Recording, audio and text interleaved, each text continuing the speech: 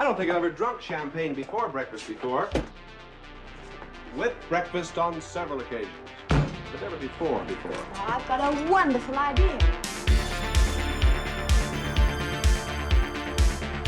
Hello, welcome back to the Movies for Breakfast podcast. I'm your host, Christy, and today we're talking about After the Hunt. You might notice I'm in a new setting if you're watching on video. I'm actually recording in my sister's art studio because I live in a small apartment. It gets really cramped and really cluttered when I'm trying to record episodes at home. She suggested I just set up in here and film in here and try it. Okay, if you're new here, I'm gonna do what I always do, which is give a spoiler-free rating and review, and then I'll give a spoiler warning, and then I'll get into like a detailed plot synopsis, and as we go through, I'll add in analysis of the film. I don't know how you're consuming this episode. I post full-length videos on YouTube for every episode, and I post full audio episodes on Spotify, Apple Podcasts, Patreon, hopefully wherever you listen to podcasts. And if not, you can message me and I'll add it to whatever podcast feed. And if you enjoy the podcast, please like the video, subscribe to the channel,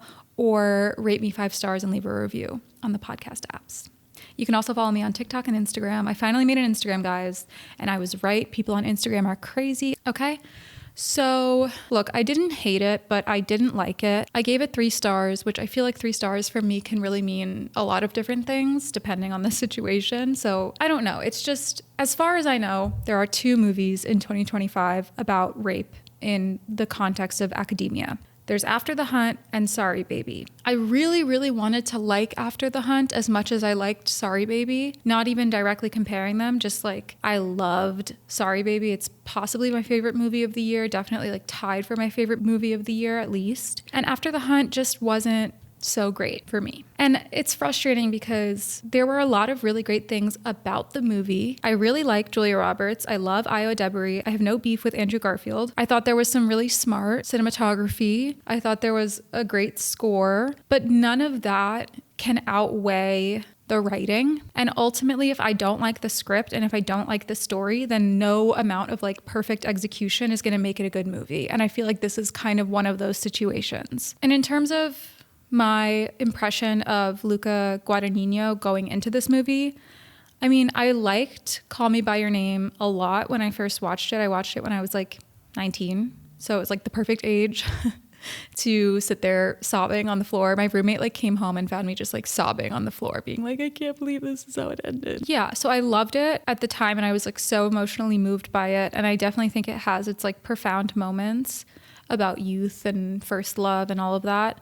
But it's also, I don't know, now that I'm closer in age to Oliver than Elio, I think those were their names, I see it differently, and I definitely have my like bones to pick with it. I really liked, and I still like, Challengers. So I think he's a good director. I don't think he's like my favorite, but I had mostly high expectations for him going into this. You know what I mean? I am just going to be comparing this a lot to Sorry Baby because it helps contextualize why I didn't like this movie so much. And I'm not saying that like Sorry Baby was the only right way to approach this type of story, but like what I loved so much about Sorry Baby is that it really unapologetically took Agnes's point of view, took the person who experienced sexual assault, took their point of view very distinctly and unapologetically. It was really like diaristic in a way. And I liked that. And it was like we pushed past the normal stuff about rape and sexual assault where it's like almost a courtroom of opinion.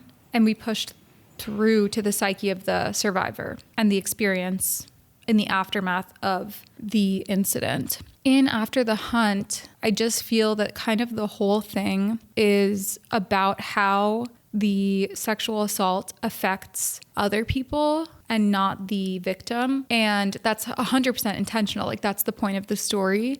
And I think there were moments where that had merit and where it was useful, but I also just didn't really appreciate or enjoy that in this case on this subject matter. I felt that there was no heart in it, ironically, because it does spend a lot of time criticizing its subjects for their heartlessness or their lack of empathy. But then I feel like we ourselves, the viewer, the audience, the movie itself lacks empathy. And maybe that was intentional, but I don't personally, I just don't connect with and enjoy that kind of point of view in a story. I don't enjoy the intellectualization of this kind of intimate pain, you know? If you're going to explore rape, then you kind of, in my view, you don't get to do it as like I don't know, it felt kind of like it was just a plot device of like this crazy thing that happened. With the premise and with the three main characters, there were so many more internalities to explore. But yeah, I really felt that it was about everyone else except for Maggie, the victim. After the Hunt is to Sorry Baby as Eddington is to One Battle After Another, which is that it's a similar concept, but just I didn't like it as much. And I just don't think that it was executed as well. After the Hunt, to its credit, I think it had a really suspenseful vibe. I really liked the score. It was very weird and uncomfortable and dissonant. I thought the performances were really good, and I enjoyed that constant tension and suspense. I just didn't really like what it led up to, and I didn't feel like it led up to anything that I didn't kind of already know or hadn't already figured out. So it was a bit of a letdown. It was a bit of a like, okay...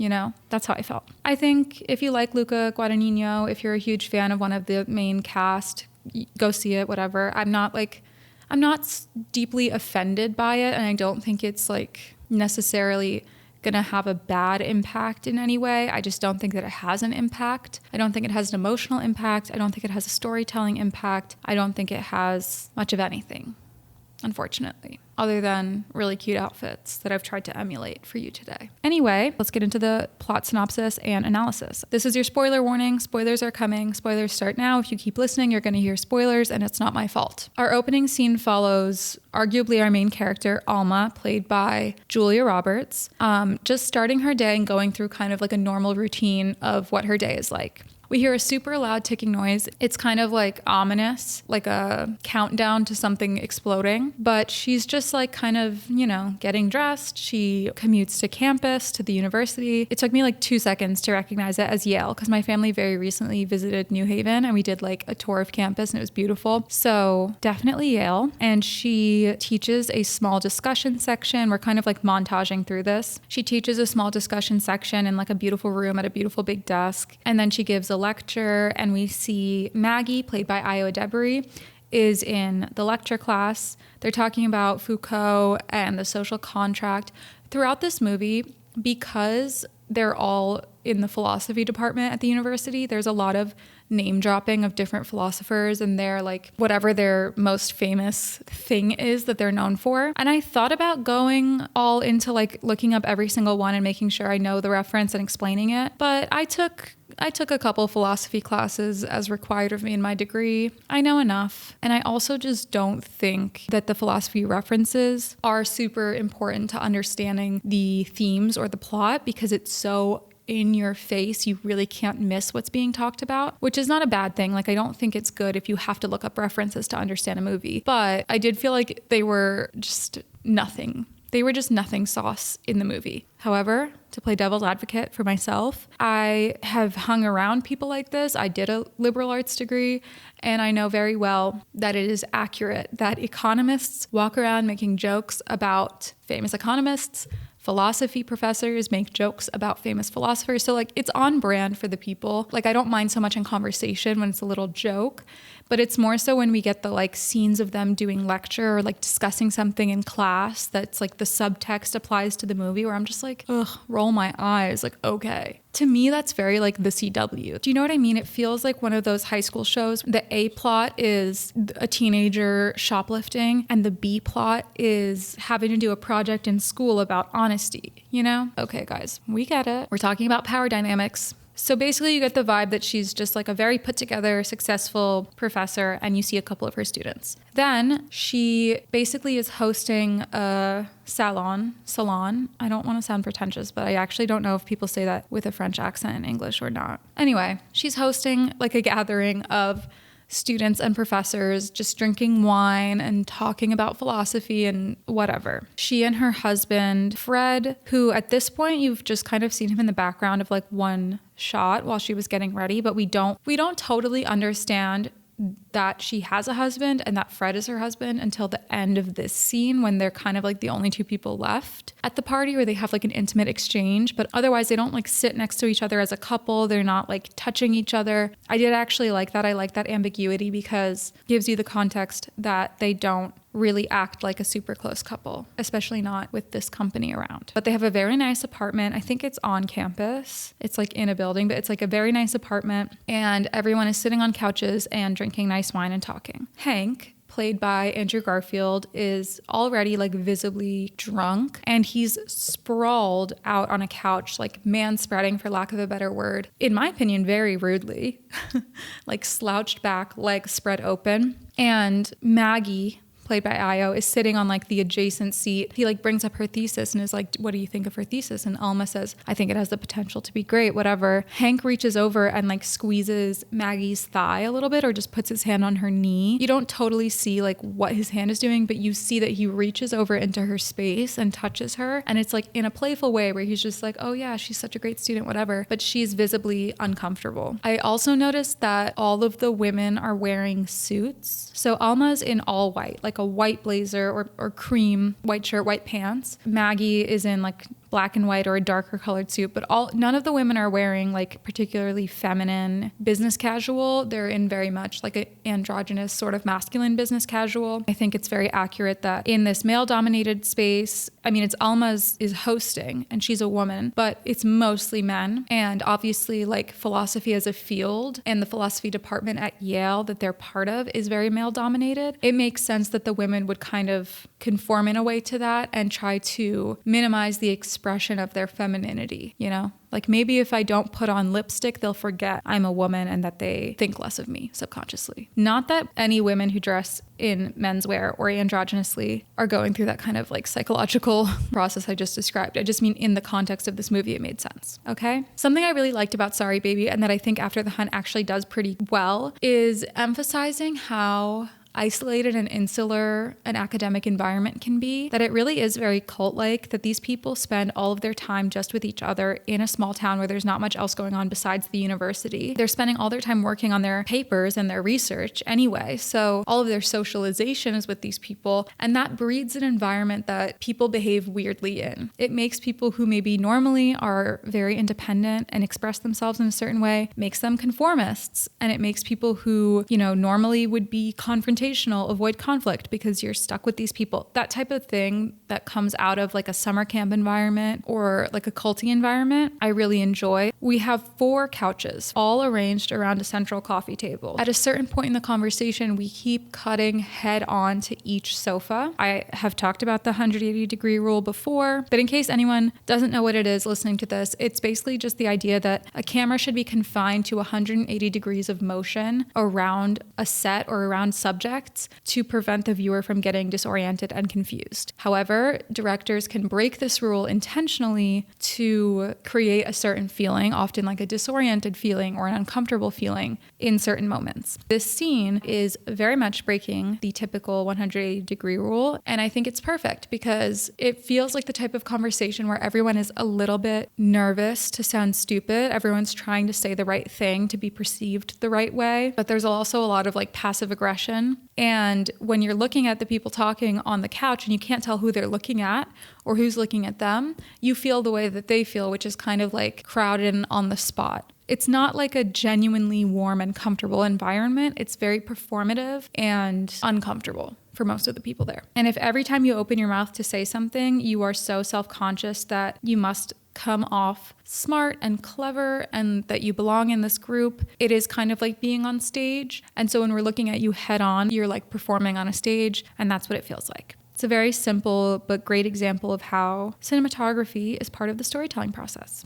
So around the time that Hank grabs Maggie's thigh and is kind of like putting attention on her, bringing up her thesis and wanting to talk about it more, Maggie excuses herself to go to the bathroom. In Alma's bathroom that Maggie goes to, she opens the cabinet to look for more toilet paper, and she finds like a little envelope taped to the top of the cabinet. But it did feel a little bit confusing. I was like, wait, is Maggie like looking for something that she herself left there? She almost feels around for it as if she knows it's there, but she doesn't, okay? And so she is looking through this envelope of stuff, and it's these old photographs of a man and newspaper clippings and like maybe diary entries or journal entries all in German. And there's like a little handkerchief that Maggie takes out and immediately sniffs it, which I also was like, girl, what is going on? Like, that's why I thought it was hers. Because if I find a mysterious old envelope in somebody else's bathroom and there's an old handkerchief in it, I'm not putting it against my face. Is that what a normal person would do in reaction? I don't know.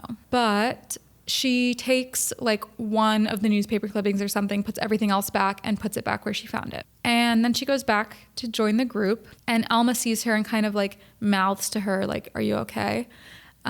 Which makes her seem very much like sensitive and in tune and empathetic and making sure that everyone feels comfortable there. At least that's my impression of her, you know, so far in this moment. Meanwhile, the conversation has turned to the great thinkers of the past and how they were all above accountability. So Hank has kind of started this conversation and he's talking about like, not in so many words, but saying that essentially there was no cancel culture for Aristotle.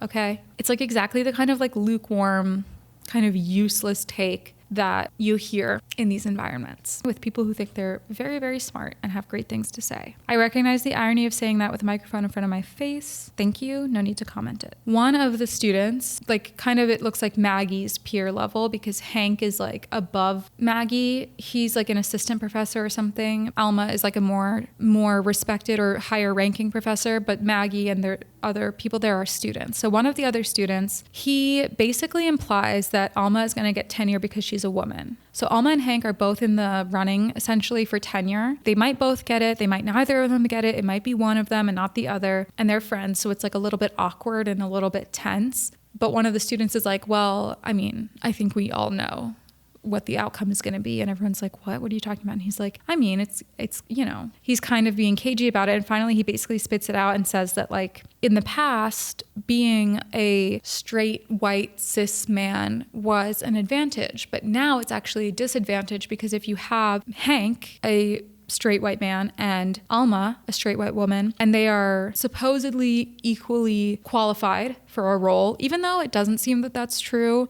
It actually seems like Alma is much more successful than him and that he's kind of like a more junior professor, but regardless, that whoever it is will pick the woman. Now, in this climate, they always refer to like in this day and age, in this political climate, whatever, there's this like real preoccupation with essentially like merit. There's all these like vague notions of being a victim to affirmative action. And unfortunately, I actually heard a lot of this in college. I went to Georgetown from 2017 to 2021 for context. I remember that like towards our senior year, at a certain point in time, everyone's looking around at each other like, oh my God, I'm going to be the only person without a job. You know, it's kind of like a crazy mode, especially because it was during COVID. But I do remember that there were occasionally grumblings from male peers that no one wanted to hire them and that we had it easier applying to male-dominated fields as highly qualified women because of course they wanted to hire us.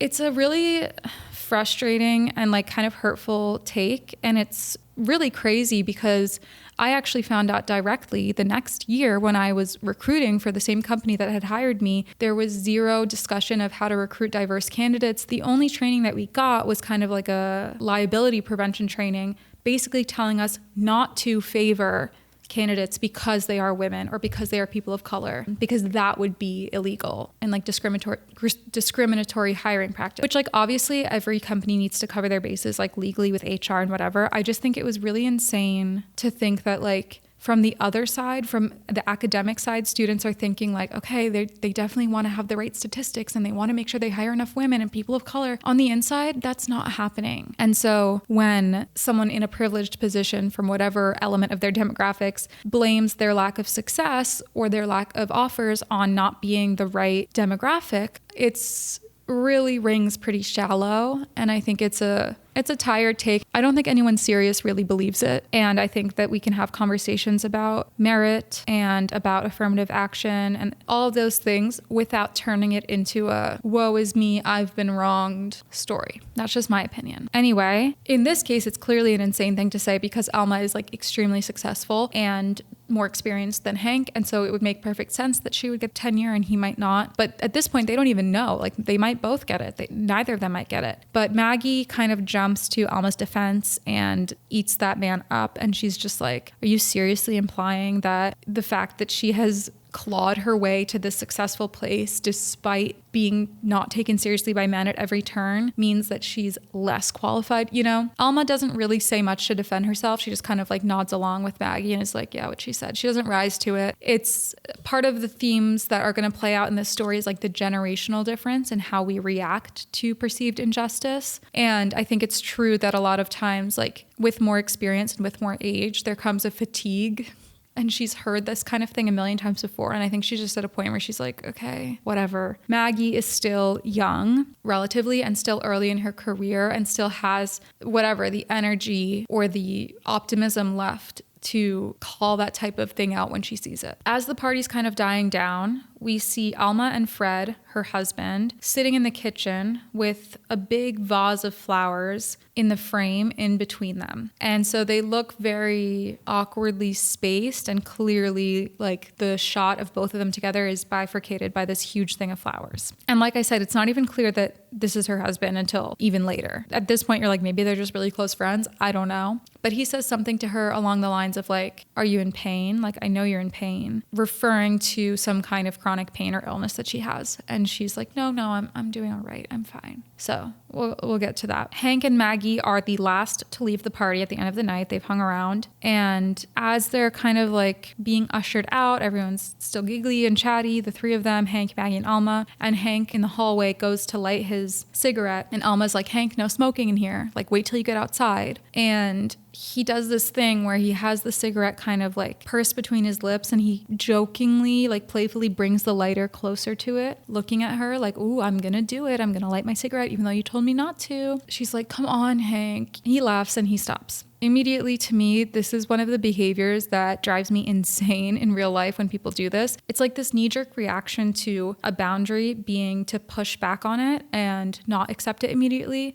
that I just think is a red flag. To me, that this instance was a good way of showing that. Alma watches the two of them through the peephole as the elevator arrives, and they're kind of joking around, like teasing each other, and Hank like playfully pushes Maggie into the elevator. And again, I kind of tensed up at that. There's no playful pushing. There's no playful pushing and shoving. I'm not your brother. Don't push or shove me. I've had friends who do this, and I really don't like it. Immediately, we get kind of like an uneasy, unsettling minor key in the score going on, and you're like, okay, well, we know where this is going. But before we follow Hank and Maggie, we see Alma like close out the night. Almost immediately, when she's like really alone, she's paid the maid. Fred is like in the other room or something. She doubles over in pain and kind of like clutches her stomach. So there's something in like her abdomen where she's in a lot of pain. My first thought was like endometriosis or something like that, but we'll get to it. Then we cut to the morning after, and we cut first to a shot of Maggie's coffee table in her apartment, and it's just strewn with kind of like the remnants of the night before. So there's like cigarettes, glasses of liquor, half drunk, keys, napkins, whatever. Like, you know, the image of a coffee table after a date or something where you haven't cleaned up your glasses and stuff. Then we see Maggie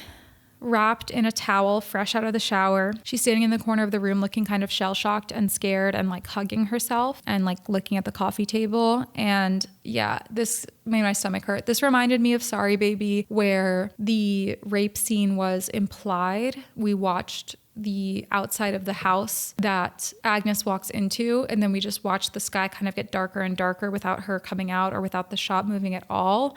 And you just kind of get a stomach ache watching it, or at least I did. And I think a lot of, especially women, you just have an instinct where you know, you're like, oh, something's not right. And so I did, again, appreciate in this movie, in this scene, that we didn't have to go through the portrayal of the assault. And I talked about that in the Sorry Baby episode, that it reminded me of Anna Kendrick's Woman of the Hour, and seeing how like a more sensitive and a more feminine maybe perspective on these types of stories lends itself to a more compassionate take and not showing in gory detail sexual assault or rape when it's not necessary. And most people agreed with me, and I got a lot of comments of people saying it's never necessary and I hate seeing it. And in fact, it can ruin a viewing experience. So that was very validating, hearing a lot of people agree with me on that. And I think seemed like a lot of women in my comments agreeing with me on that it's just like, I just don't want to see it. I want to talk about rape. I think we have to talk about rape and sexual assault, and we have to address these like issues. But the way that you do it And whether you like sensationalize and kind of luxuriate in it, or you take it from the perspective as if you're talking to someone who has experienced this exact thing and be like as compassionate as you can be, it makes a big difference. Just from a storytelling perspective, like the impact of the shot of the coffee table and like the aftermath of that, and then cutting to Maggie and like her state in the aftermath, I think that's very impactful. It also would have felt even a little bit tedious to show anything more, because it was like, okay, we know what the story is and we know what the inciting incident is going to be. Let's like cut past it. So we're still presumably on this next day, the morning after, and we see a bathroom stall and like a woman crouched on the floor of the stall throwing up into the toilet. And I thought it was Maggie, because we had just cut from her in her apartment, but Alma comes out of the stall instead. I think this was intentional, that you kind of get faked out and think it's Maggie, because we're drawing parallels between the two women throughout this movie. And this was like just a way of planting that seed in our minds that they are two sides of the same coin. But yeah, Alma's not feeling well, but she still is at the university. She throws up in the bathroom, and then she goes and gives her class lecture. They're still talking about Foucault and his panopticon and discussion of the panopticon, again with the thing about like accountability and surveillance. The panopticon is like the surveillance jail, basically, where like you have a cylinder of jail cells and then like a watchtower in the middle. That's literally what it is. Figuratively and metaphorically, it is an idea of constantly feeling surveilled, or feeling that you could be surveilled at any moment. And a lot of people talk about that in the context of like, you know, existing in the digital age, existing on social media. Everything feels like you are in a panopticon, and that like if you step a toe wrong, it will be seen. Maggie doesn't show up to class, and we see Alma just text her like question mark, question mark, question mark. No, hey, what's going on? Are you okay? Nothing, just question marks.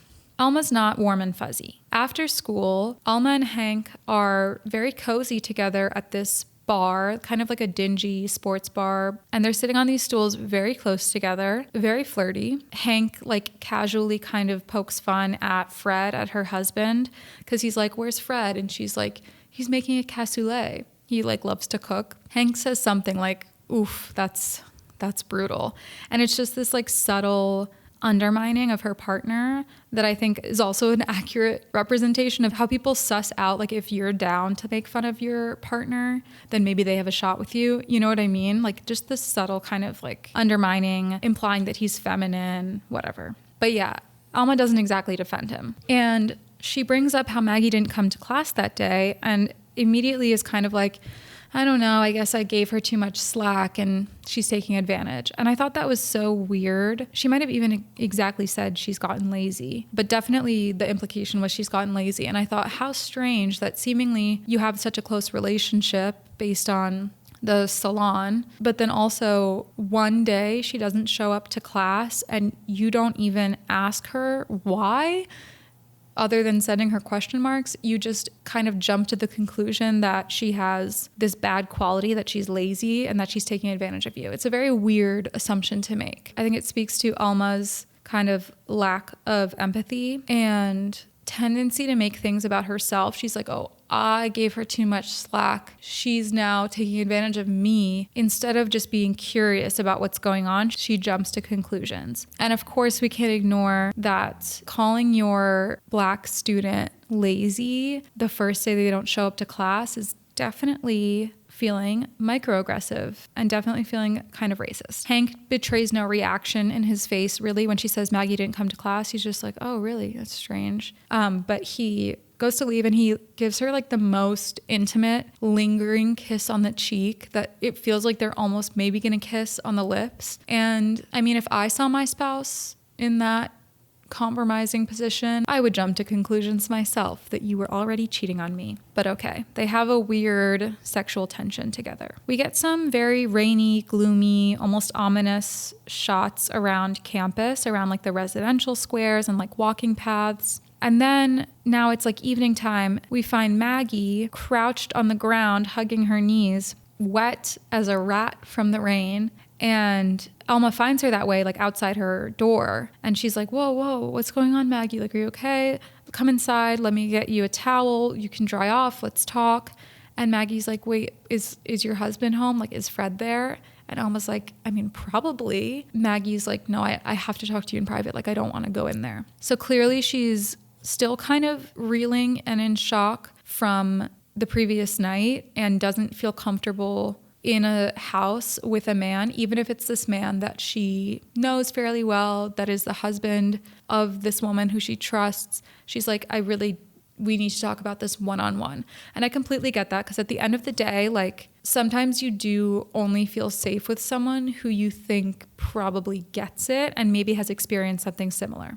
So that's kind of where Maggie's coming from. And she clearly very much admires Alma in general. They go sit on like some staircase nearby. This is why I say I think that apartment is on campus, because it's like part of a bigger building, and then they just go sit in a staircase. Like I said, Maggie's all wet from the rain, but also she's wearing like a skirt and loafers. I thought she looked very much like a vulnerable young schoolgirl in that moment, as compared to the suiting that we saw her in the previous night. She looks younger and she looks vulnerable in this outfit that she's wearing. So they're sitting on this random staircase, almost sitting on like one step above Maggie, of course, because staircases in movies are always going to be used to visually show some power differential. So of course, Alma is Maggie's senior professionally, academically, and also an older woman who Maggie admires. And so she's sitting on the top step and Maggie's sitting slightly under her, and they're like facing each other. So Maggie is very slowly, kind of belaboredly getting out her story of what happened without exactly saying it. This again reminded me of the scene in Sorry Baby where Eva Victor's character Agnes is in a bath and her best friend Liddy is there, and Agnes is trying to like tell Liddy what has happened to her, and it's just coming out a bit like stilted, like one piece at a time. You can see the mental confusion, you can see the mental fog of the trauma like complicating the story, but she's like kind of slowly spitting it out. In this case though, Maggie's not really being met with the most inviting or warm reception from Alma. Alma seems like really frozen, like deer in headlights, almost like she's being confronted about this. And so Maggie's saying something like, I wasn't going to say anything. I don't know if I can say anything because, you know, everyone loves Hank, which is very real. I think it's very scary to accuse any man of anything because there will almost always be some kind of backlash. I kept thinking of Flashback. There will almost always be some kind of backlash, but especially if it's a popular man who people like and trust. And if you're not as popular, it's very scary. Anyway, Alma's kind of asking all the wrong questions. So as Maggie's like not quite saying exactly what happened, Alma goes, what exactly are you saying happened? And just the way that she says it, the way that she's looking at her, like Julia Roberts, her performance really was good because it's hard to see Julia Roberts as anything but warm and inviting.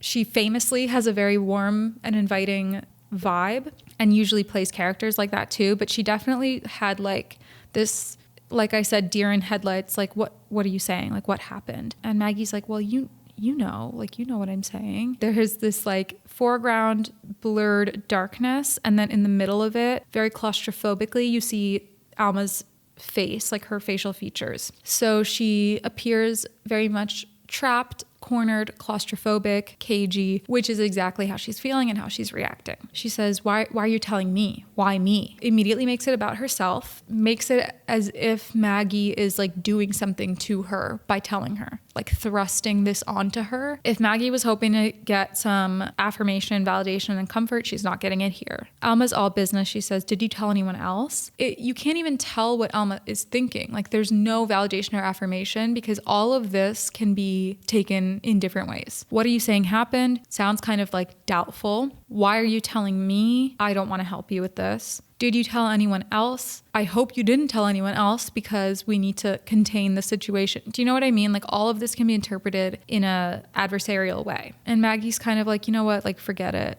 I'm sorry, whatever. And she leaves. Alma goes home, goes inside, and she finds her husband in what seems like an office where he runs like his psychology practice. He's like sitting on a chair with a little notepad and his glasses, and there's one of those typical therapy couches across from him. I've never done therapy in person. I only ever did therapy on Zoom, so I don't know if that's a real thing. Is that real? Someone who's gone to therapy in person, that you lay on a couch? Honestly, it does sound nice. It would be easier to say things not making direct eye contact across a desk, so I can see why people would do that. No, we need to focus. That's not... Anyway, She finds her husband in this room and she lays down with her shoes on and everything as if she is a client of his. And he's kind of like, hello.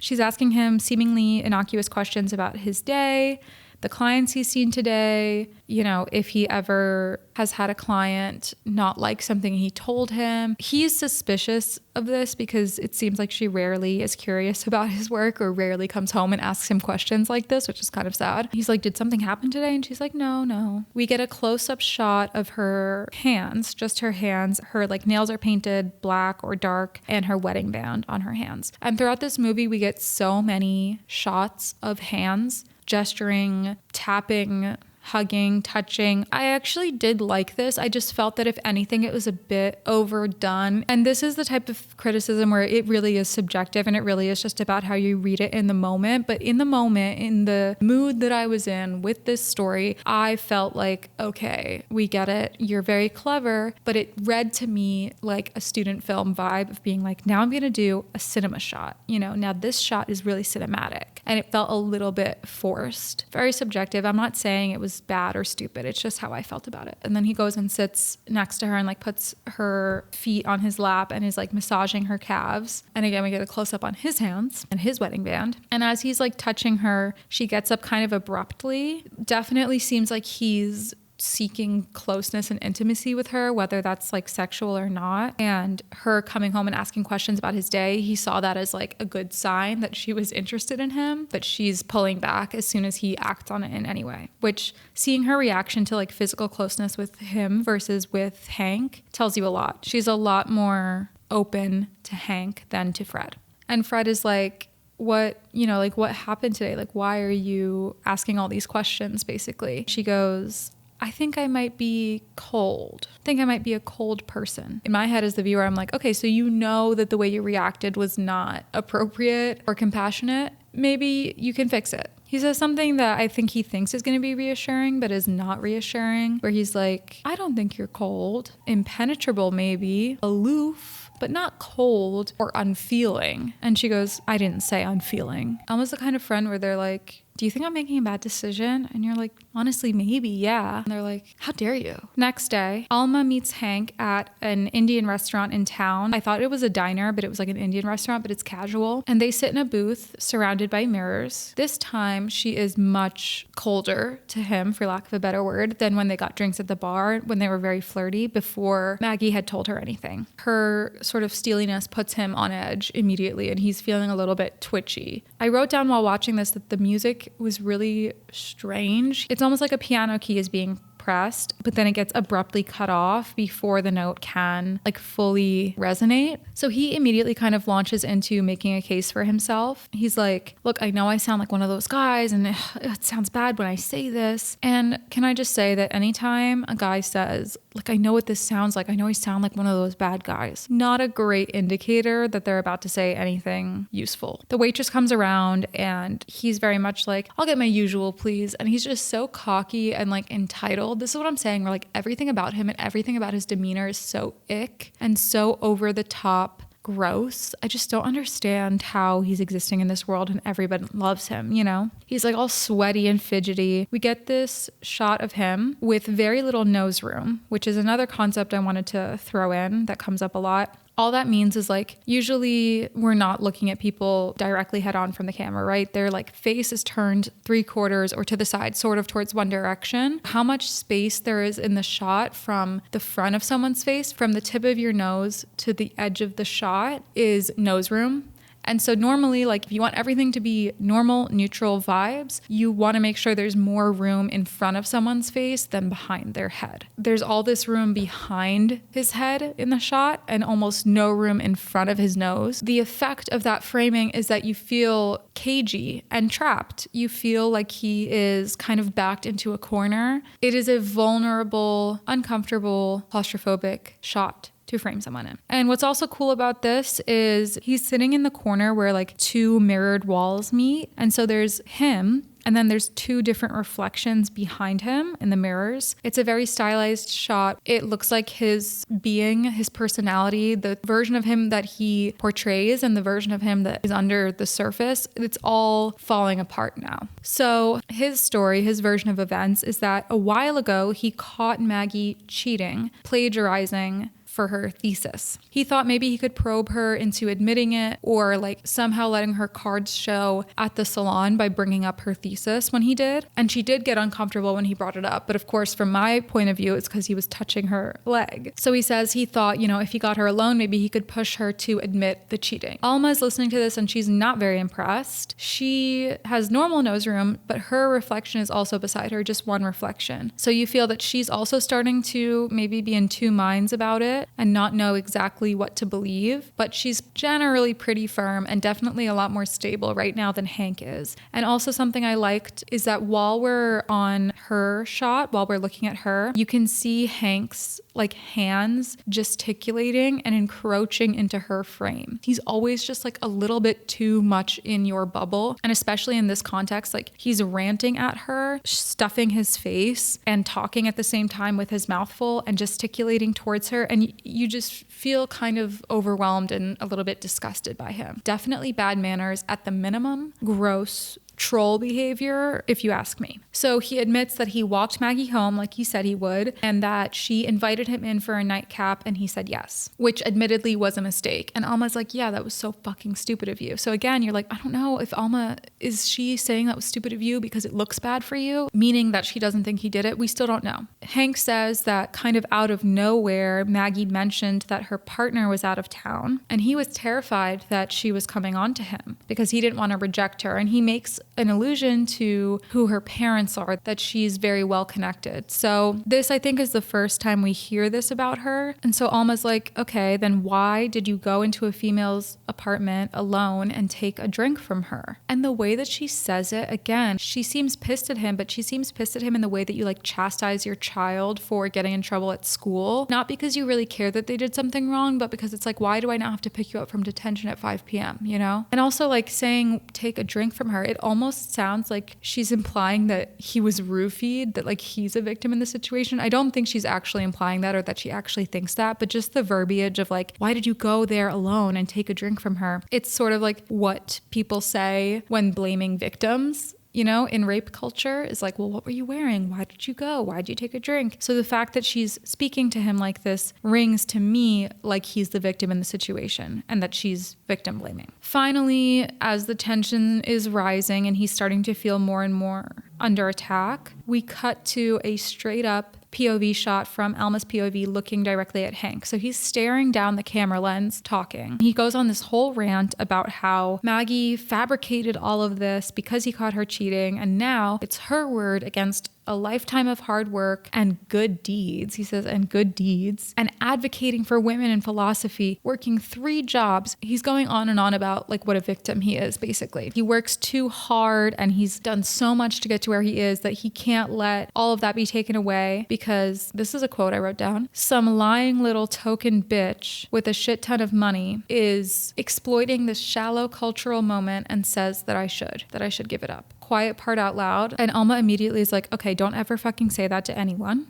Again, doesn't condemn the sentiment behind it, but is like, don't say that, you're gonna get in trouble, basically. And again, like implicitly kind of protecting him. She doesn't give him a real indication one way or another about how she feels about it, but he just says now, Maggie might want to talk to you about it. If she does want to talk to you about it, hopefully you'll know the truth and you won't let what is correct keep you from doing what is right. Again, the freaking obsession with like political correctness. I think I forgot to say, and so you might be confused, Maggie told the school, Maggie went to the dean about this, and that's why Hank is coming to Alma, basically. So he doesn't know that Maggie has spoken to Alma yet. All right, so that whole scene in the restaurant is basically Hank pleading his case, laying out his defense. It's not convincing in any way. I think it's quite damning, but we don't know. We can't tell really what Alma's thinking. So we continue following Alma. This is why I say she really is the main character, because we follow her through this series of events. And by the way, in all of the kind of transitions between scenes, we spot Alma taking some pills out of a prescription bottle. She always has a bottle of water and her pills with her and is always kind of like swallowing her pills and sighing in relief. So it's a little bit, it's Chekhov's prescription pills. Like if someone coughs in Act 1 and you're like, okay, they have cancer. It's like that, but like so over the top. It just seems like she has a real pill addiction or dependency, but we don't know what the pills are. We don't know what's wrong with her. So she goes to see the dean, and it's this very like nice dark wood, you know, old fashioned kind of office with all these books, and he has like scotch. He says a formal inquiry is going to be conducted. You know, they're kind of like not saying exactly what, but we know what. And Alma says she wants to excuse herself from the investigation and from speaking on the matter because there's a conflict of interest. He's like, okay, off the record, what is the conflict of interest? So then she kind of launches into it. She says, okay, off the record, you know, ... And then we cut away. So we don't hear what she says. But what could the conflict of interest be? You know, obviously, if she and Hank are in some way in competition for tenure, then she would not be able to speak against him without it potentially being seen as being done in bad faith because she wants to beat him out for tenure. So in that sense, I think this is like a good sign that Alma believes Maggie, because if she were to, you know, tell the truth of what she really believes in the situation, then it would be bad for Hank. Because if she were to defend Hank, I don't think there's a conflict of interest there. But basically, it seems like she's mostly focused on making sure that this whole thing doesn't get in the way of her bid for tenure. As we continue to follow Alma navigating the aftermath, we find all three of them running into each other at some kind of academic conference. So there's some like lecture series happening at the school, and Alma is standing with her little like charcuterie plate and glass of wine, and Hank kind of takes her by surprise, like walks up behind her and starts talking, and she like almost chokes on her drink. Her reaction is clearly very startled, like, "Ooh, you scared me." And he suddenly feels like he has a much more sinister vibe. I don't know if his beard grew out more by now, but he has this beard that is just kind of messy looking and like a messenger bag crossbody. He is the embodiment of a guy who studies philosophy that I wouldn't let within 10 feet of me or anyone I know and care about. Not to stereotype, but I think you know exactly what I mean. Pretty quickly, we go to a close-up with both of their profiles like facing each other on the edges of the screen, and they're standing quite close together. He has immediately encroached on her space, as is his tendency. You see him kind of like lean towards her very closely and invade her space across this frame where it already seems like they're standing too close. And now it feels a little bit more fraught than it does sexy, like at the bar when he kisses her goodbye and it's like kind of like, ooh, like, are they hooking up? This time it feels a little bit more like, is he gonna say something horrible to her? Like, what's going on? It turns out he's like leaning over to pour more red wine into her glass without asking if she wants any more. It's just like such a weird behavior. Literally everything he does, everything he says, the way that he moves is so icky and constantly violating everybody's space and boundaries. I was genuinely confused. I was like, I just feel that I wouldn't regard this as someone to be respected or taken seriously. But yeah, he can obviously sense that she's not giving him any reassurance really of like, I believe you, I know you didn't do it. So he's like flirting with her, I guess, to try to kind of bring her back in. He says he'll save her a seat inside. So he goes inside to sit down. She doesn't even like necessarily verbally agree to sitting with him, but he's presumptuous. It almost feels like when people are like trying to pass a bill in Congress and they're just schmoozing and not really saying explicitly what's going on, but clearly he's trying to make sure that she is on his side. After he goes inside, Alma turns around and she spots Maggie coming into the like atrium outside the conference room. And she looks a lot less startled when she sees Maggie, and she approaches her. The camera is kind of on a swivel, like panning very quickly back and forth between them instead of cutting back and forth as they're talking. And so the effect is that it feels kind of like a tennis match. The power is shifting with each word said between them, and it's a very dynamic moment. We're about to see kind of where they land on their relationship and on their status together. Alma doesn't exactly say, "I'm sorry." She doesn't exactly apologize, but she does express regret. I know that the way I reacted was not right, and I was just overwhelmed in the moment. I was surprised. It's not an easy thing to hear. Again, she makes everything about herself. It's not appropriate, you know? You can tell somebody else that it was hard for you to hear. You can't tell Maggie that. Maggie kind of like clocks that immediately, and she goes, well, imagine having to tell it. Exactly. Alma then tries to warn Maggie that Hank is inside, like don't go in there, like Hank's in there. And she says it kind of like, we're on the same team and I'm trying to protect you. Like I think she's right to tell Maggie that Hank's in there, but I also think Maggie's reaction to that is rightful because she's annoyed. Like, why do I have to leave? I should be able to continue about my life and be in all the spaces that I want to be in. He should have to leave, you know? And she's right. Unfortunately, I saw this play out in college and undergrad. I knew a couple of girls who reported to the school sexual assault by a peer, like in the same dorm or same class or something. And the solution was always, you can move, which is just incredibly insane and unhelpful. So unfortunately, I think that's quite realistic. Alma and Maggie then like sit on a bench outside this conference room to continue talking. Maggie says she has decided to press charges and she hopes that Alma will testify on her behalf if it goes to court. And Alma is kind of skeptical. She's like, do you have a lawyer? Like, your lawyer can't be Alex, which is Maggie's partner. They're a law student, not a lawyer. And Alma's like, did you get a DNA test? Like a rape kit? And Maggie's like, well, I went to this one, but it was late and there was like a group of men outside and they were staring at me and I got scared. I just went to you instead. And so Alma's like, look, I believe you. I told the dean that I believed you. That's what we kind of assumed, but we didn't see it. She could be lying. But I don't even know how I could help you. Like, me testifying might actually even hurt you. And Maggie's like, what are you talking about? Alma's like, well, the last thing that you said was that Hank was going to walk you home. So that was consensual. As far as I know, I saw Hank leave with you to walk you home, and it looked like you were leaving willingly. And so if they asked me that, that's what I would have to say. It's so infuriating the way that Alma tries to like deflect any kind of responsibility or solidarity. She does not want to be in solidarity. She does not want to be like entangled in this. She's very selfish, very selfish. And all that this is to her is like trouble that she doesn't want to have to deal with. And even if she does believe Maggie, it's not the same like scale of importance as it is to Maggie. And she just kind of like doesn't care, unfortunately. So yeah, it's an infuriating thing to say for sure. And the music is like really getting louder and louder very quickly here. The tension is escalating between them. This like other professor, very like frumpy librarian type lady is like, hey, is everything okay? And they're just kind of awkwardly sitting in silence while this lady walks away. Their argument has not been resolved. We pan from the bench where they're sitting looking at each other up through the glass wall behind them, and you see Hank sitting inside with an empty chair next to him, watching them. So he sees Alma outside talking to Maggie, and he's sitting there with the empty chair next to him that he saved for her.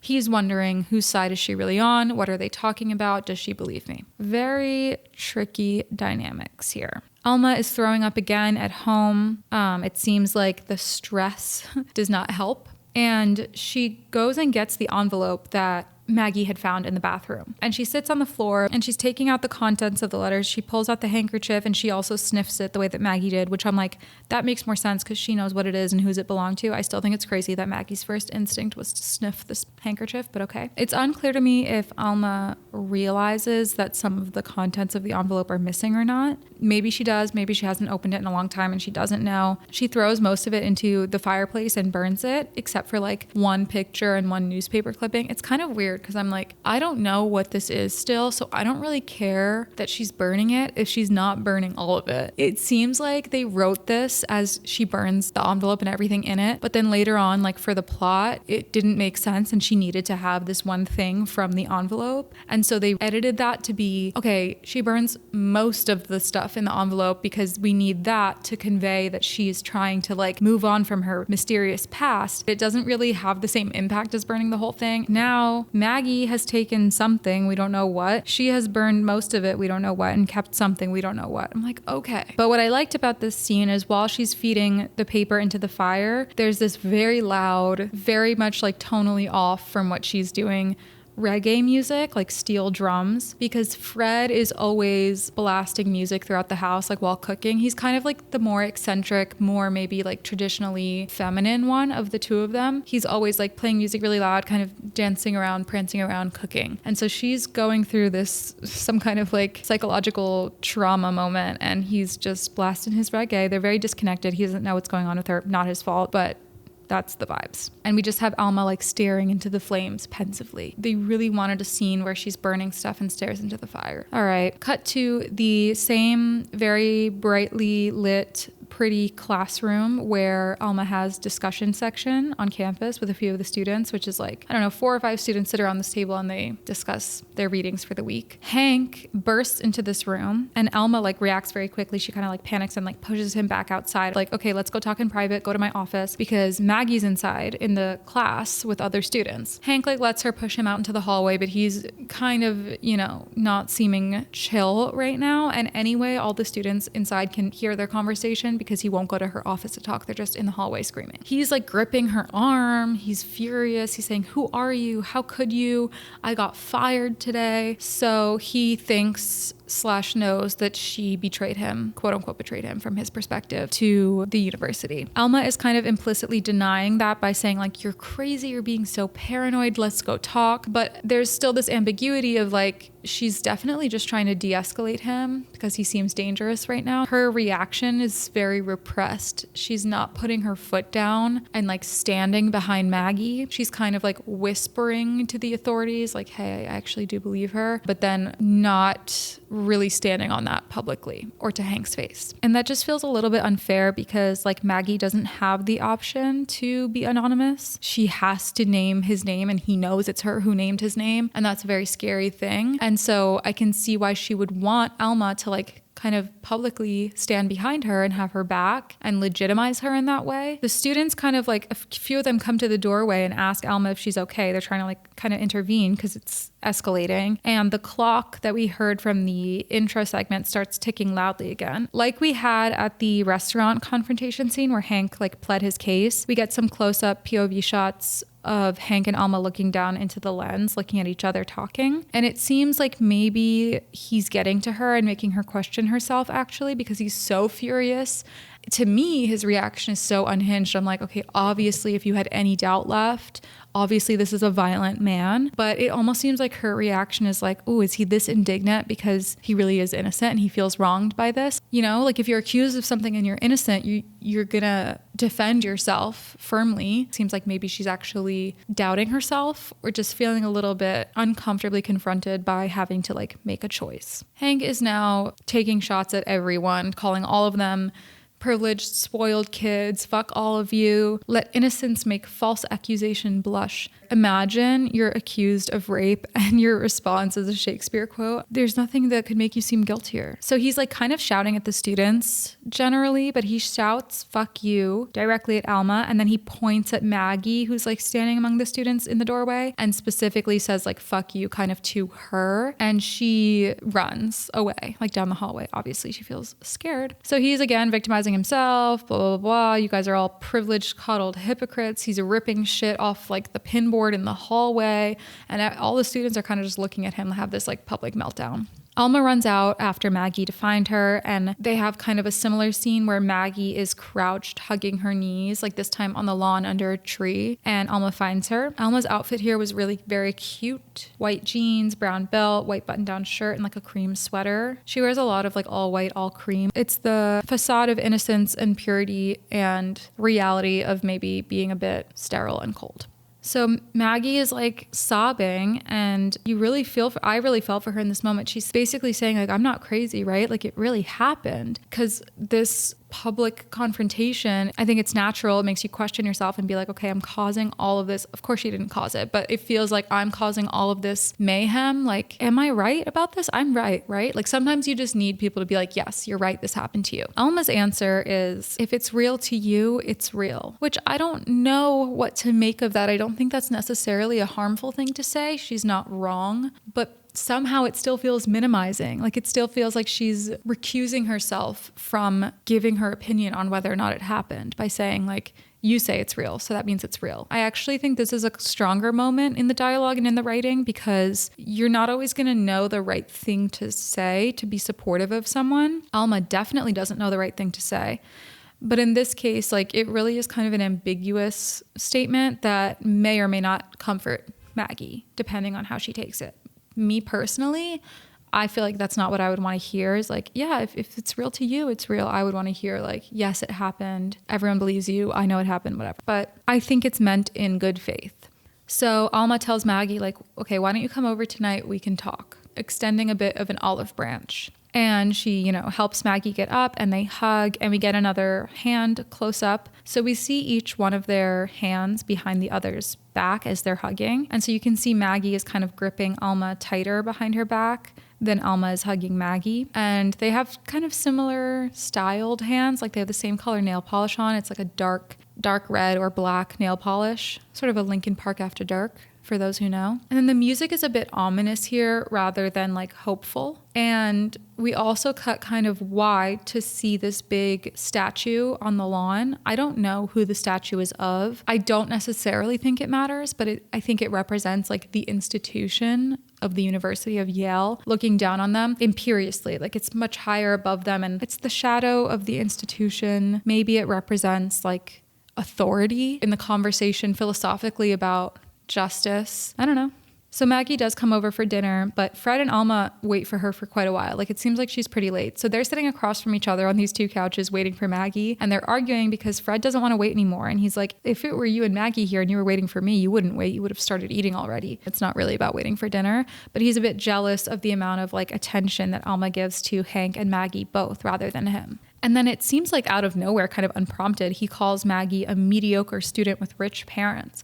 So we go from like the introduction where she seems quite sharp. She seems to be on par with her peers. And like in public, Alma is saying that her thesis is really good, to Hank accusing her of plagiarism and calling her like essentially a Nepo baby, like her parents are someone important and connected. And then now Fred, who so far has been kind of, generally good, whatever that means. He hasn't been like a malicious character. He's been generally gentle, let's say. Good or not, I don't know, but he doesn't usually like say nasty things. And so he randomly calls Maggie a mediocre student with rich parents. And I'm like, wait, what? I don't know. It's so weird that it's so important in the story that Maggie is a rich kid with connected parents.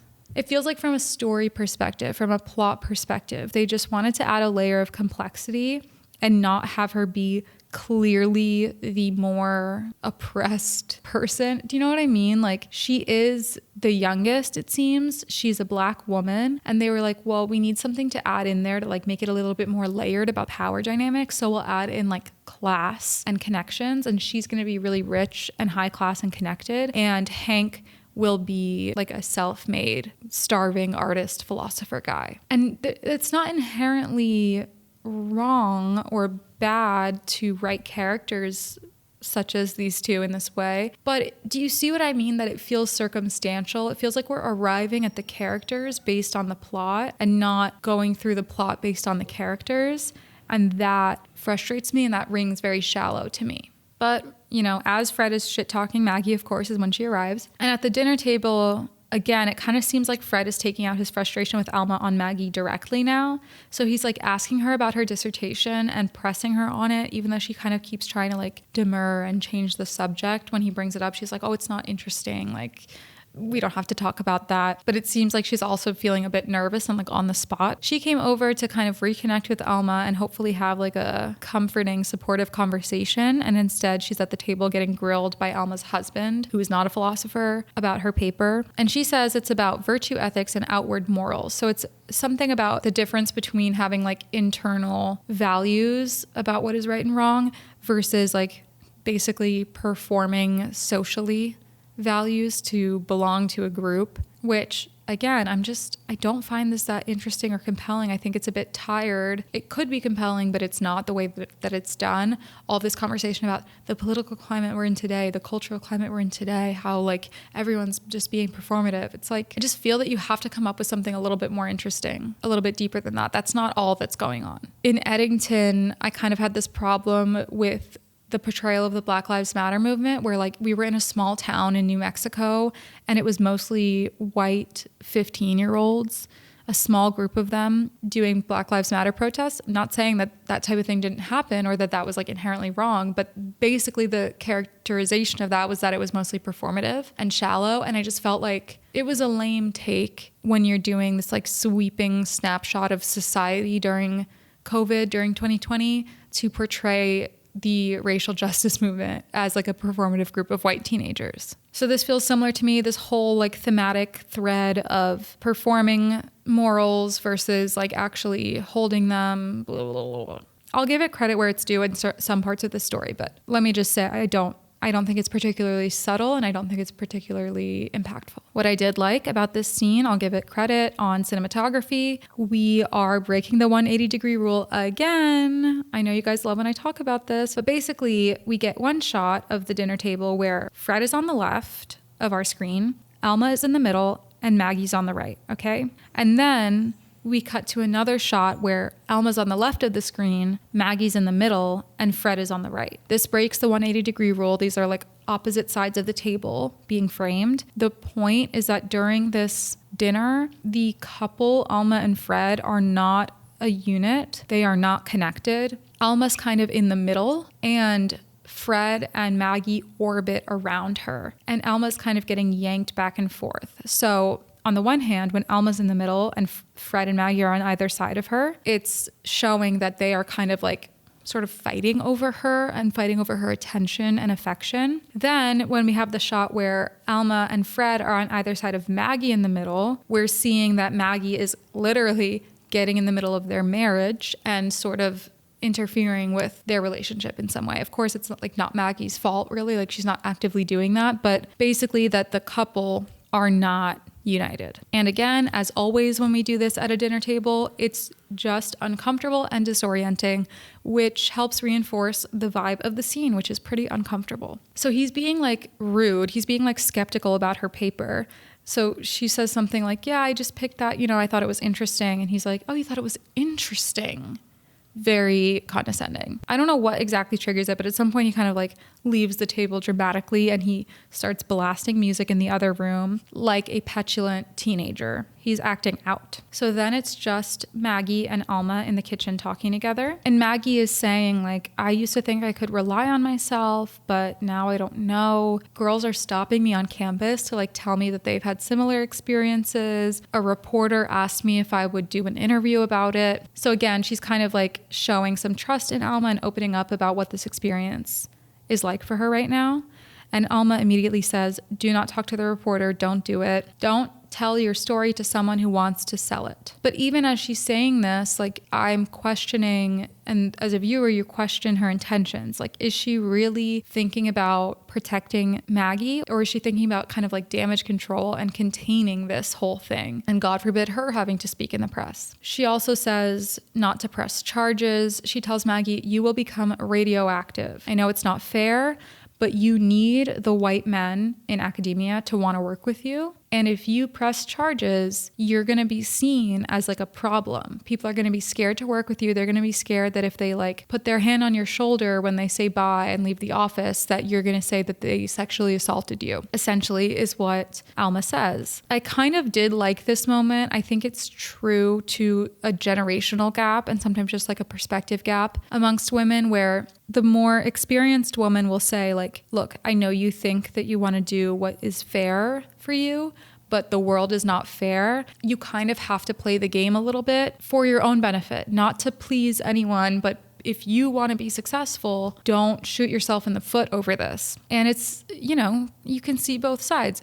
I can absolutely understand not wanting to press charges in a sexual assault case and have to like repeat the story 10 million times to like maybe be believed, maybe be publicly humiliated by the defense lawyer pulling up random videos of you from, do you know what I mean? Like, it's a very scary thing. However, Maggie feels very strongly about pressing charges. And so for Alma to basically like try to convince her and talk her out of it in this way, you can see why that would not go over well with Maggie. And it feels like being shut down and it feels like being stifled. And I feel like Maggie is kind of coming to Alma in this way of like, I just want you so badly to be on my side and to have my back. And Alma can't give her that, or is not giving her that. During this whole conversation though, Fred keeps like coming back into the kitchen and like grabbing something and then leaving again. And they have these like swinging doors into the kitchen. And every time he like swings through the doors, you hear his music on the other side. And then when the door closes, it muffles again. And it was kind of just like some comedic relief and some levity in the heavy scene. Maggie's response to Alma warning her about all these things is, can we stop being smart for a second? And I really felt her on that. She's really just longing for some emotional connection, some humanity outside of the concept of academic power struggles. She's really looking for some emotional support. And the fact that all she's getting is like strategy and like tactical advice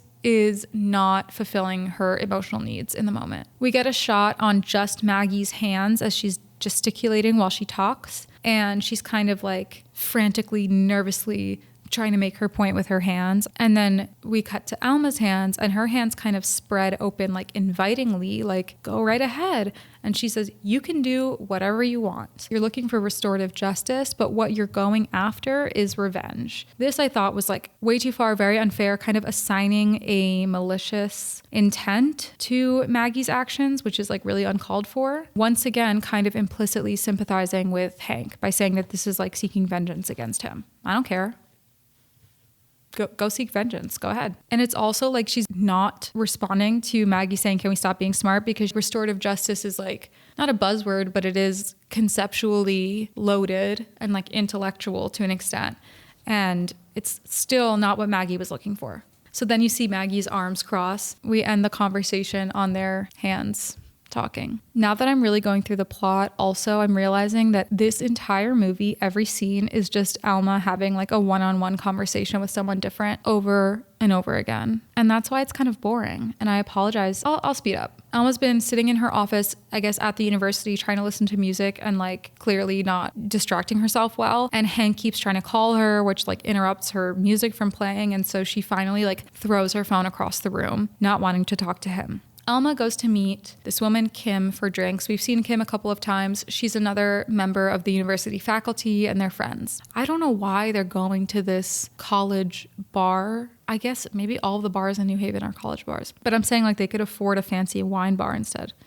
Whatever, it doesn't matter. Kim pretty quickly is like, all right, are we gonna talk about Maggie? And then Kim just starts yapping. Kim is kind of funny. She reminded me a little bit of Samantha Jones vibes, where she just like says stuff that like maybe didn't need to be said. But Kim says, I believe Maggie, you know, the whole thing about the power dynamic and you can't really consent, but they had a lot of wine and like, okay, I know I shouldn't say this. I know this isn't politically correct of me, but I get really tired of listening to these rich kids complaining about everything. Like they wallow in their suffering. They love to be a victim. They love to suffer. So immediately I'm kind of like, whoa, Kim, we just sat down. She's implying that Hank and Maggie had like ostensibly consensual sex, but then really Maggie couldn't properly consent because of the power dynamic and the student-teacher thing, which is not what Maggie says happened. And it's like immediately minimizing how egregious or violent the assault was. I don't know how to say that in a way that doesn't like minimize the first scenario, but I think you know what I mean. And the irony of Kim ranting about this is that she and Hank, when they talk about these spoiled rich kids complaining about stuff, really they're the ones who are victimizing themselves. They're the ones who are wallowing in their suffering and who love to be the victims and who love to be the downtrodden. All of these spoiled, rich Ivy League kids, they are the more powerful. And me, a hardworking, I come from working class family person, I am always the victim. So they are accusing the students of something that really they're doing. She says it's Maggie Resnick of the Resnicks. So like, again, her family name. Kim is like pressing Alma to say what she thinks about the situation, which Alma has been trying to avoid. And finally, Alma says, I think it was only a matter of time and it's hopelessly banal. What kind of a fucking statement is that? That's exactly what Maggie was saying when she was like, can we stop being so smart about this? Like, what do you mean it's banal? So sorry you weren't captivated enough by the fact that your two closest proteges, allegedly one of them raped the other one, and you're just like, oh, it's, you know, of course it happens, it's banal. And of course, like maybe she's just saying that to get Kim off her back, but it's this tendency to just over intellectualize and analyze everything and try to say something clever about everything, when like sometimes the most like clever thing you can do is just be compassionate. And it seems like Alma is allergic to that. Also, what does she mean it was only a matter of time? Does she mean it was only a matter of time that we would be dealing with such accusations in the department, in the school? Does she mean it was only a matter of time before Hank assaulted someone, because that's what I think looking at all of his behaviors, but I don't think she thinks that. Does she mean it was only a matter of time before Maggie would accuse someone of something? I think it's intentionally unclear on her part. Like, she's trying not to betray too much of what she thinks, but it's a very weird thing to say. And it does make you wonder, was it only a matter of time for Hank or only a matter of time for Maggie? Also, all of this conversation is like extremely unethical because Kim is Maggie's psychiatrist, I think. Like, she's the campus mental health provider or one of them, and Maggie had gone to her to talk about this, and now Kim is talking about it with Alma, which is like obviously extremely inappropriate. And Kim says something like, okay, I know I shouldn't, but you know, it's okay. And Kim is still trying to like explain this weird dynamic between Alma and Maggie, and she says that Alma is the target of Maggie's Electra complex, to which Alma says, okay, let's not bring Young into this. So I was like, okay, fine, I'm curious, guys, I want to know this reference. This was one of the references that I actually liked, that I think people like this would say. I didn't know this particular thing, but Carl Jung's Electra complex is kind of like a mirror version of the Oedipus complex, where supposedly, like, he said a girl at some part of her coming of age, at some part of her like sexual maturation, starts competing with her mom for the attention and affection of her dad. And obviously it's like non-scientific, like bullshit. But when Kim says that Alma is the target of Maggie's Electra complex, it's unclear to me if she means that, like, is Alma the dad who Maggie is like thirsting after? Or is Alma the mom who Maggie is competing with for attention in general? I'm just not sure what she meant by that. Maybe I'm uneducated. I don't know. But finally, Kim gets to the bush that she's been beating around, which is that Maggie told her that Alma wasn't supportive. And so Kim says, I just thought you should be ready for backlash. I thought you should know. And Alma, in her typical way, is kind of prickly when confronted, doesn't react well to things. And she just immediately says, well, why would I trust a therapist who violates her client's privacy? Which I thought was fair enough. But obviously Kim is like going out on a limb trying to help her friend. So she's like, okay, sorry, that was uncalled for. My bad. Finally, Kim goes to the bathroom. She's been saying she has to pee. And while she's in the bathroom, Alma seemingly like rifles through Kim's bag. Like, it looks like she goes down and picks up Kim's bag and looks through it, but we don't know what she's looking for. Okay. The next day, Alma wakes up in bed, and we get a lot of these like morning sequences of Alma like waking up in bed with her alarm and then taking her meds on the nightstand. But this morning she has missed calls from both Hank and Kim, and Fred shows her Maggie's article in the Yale Daily, which doesn't talk about Alma at all, but it details her accusations against Hank. And so Fred reads out part of it, and he says like, oh, I almost feel bad for Hank. Alma is showing no reaction to this. And he's like, you're fine? You're just fine with this? And Alma goes, yeah, I guess I'm just an unfeeling cunt. I feel that was called for on her part. And then there's the ticking noise again, super, super loud, as Alma seems to be like looking around the house, digging through filing boxes and stuff for more meds. Like, she keeps finding empty pill bottles. We actually visit Maggie's apartment for the first time since that very brief shot of the coffee table and Maggie the morning after the assault. She's just kind of laying on the bed in like a diagonal way, like a weird camera angle, which mirrors how we saw Alma like reclining in her desk chair in her office a couple scenes ago. So again, drawing parallels between the two of them. But Maggie's partner, Alex, comes home. Alex is non-binary, and the movie treats them being non-binary in such a weird way. Like, they make a whole thing out of Alma not wanting to use the right pronouns, which is like so weird for a philosophy professor at Yale to be such a weirdo about pronouns. I just don't really believe that. I'm sorry. I feel like even if they are transphobic or whatever, it's not that blatant, because again, in the words of this story, you know, the climate that we're in, but Alma's like pretty blatantly rude about misgendering Alex and like being dramatic about rolling her eyes about using they them pronouns, which I just find really weird. And it feels, again, because I don't feel that it really makes sense for Alma's character or the context of the movie, it feels that it's inserted as a way to like pander to certain viewers and make them feel included, because it feels like the thinking behind this is like, if all of a sudden we are just including non-binary and trans people in movies and not explaining that in the movie, we're gonna alienate certain viewers. And maybe this is to an extent like Hollywood trying to be self-aware and like to understand that the entire world is not Hollywood and that you have to like make movies that most people will understand or whatever. But instead, to me, it really just reads like pandering to the right and pandering to transphobes to be like, look, it's okay. You can like this movie too. We're not saying non-binary people deserve rights. Don't get mad at us. I'm kind of being hyperbolic about the situation. It's not that bad. And as I'm saying it, like I can hear the counter argument. Just because the movie is showing Alma be transphobic doesn't mean that the movie is saying that that's a good thing. I know. I'm saying beyond that, it doesn't make sense to me for her character, the way that it's done. And I don't think that it's about the movie condemning it. I think that it's about the movie making it more relatable to people who do align with that. That's my opinion. That's how I perceive it, okay? It seems like Alex and Maggie are like maybe not the closest of couples. Like they seem young. They seem a little bit disconnected from each other. I don't know. But Alex is like nice and supportive and whatever. And they start kissing and Maggie pulls away and says she still hasn't called. And Alex is like, your mom?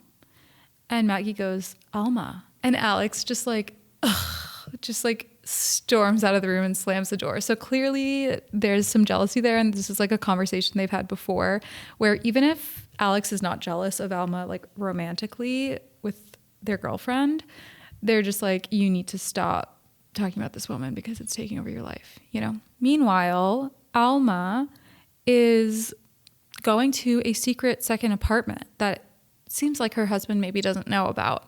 It's somewhere kind of in a less nice part of town. She's like walking along the water, smoking a cigarette, handheld camera, uneasy music. We hear like almost like an electrical hum.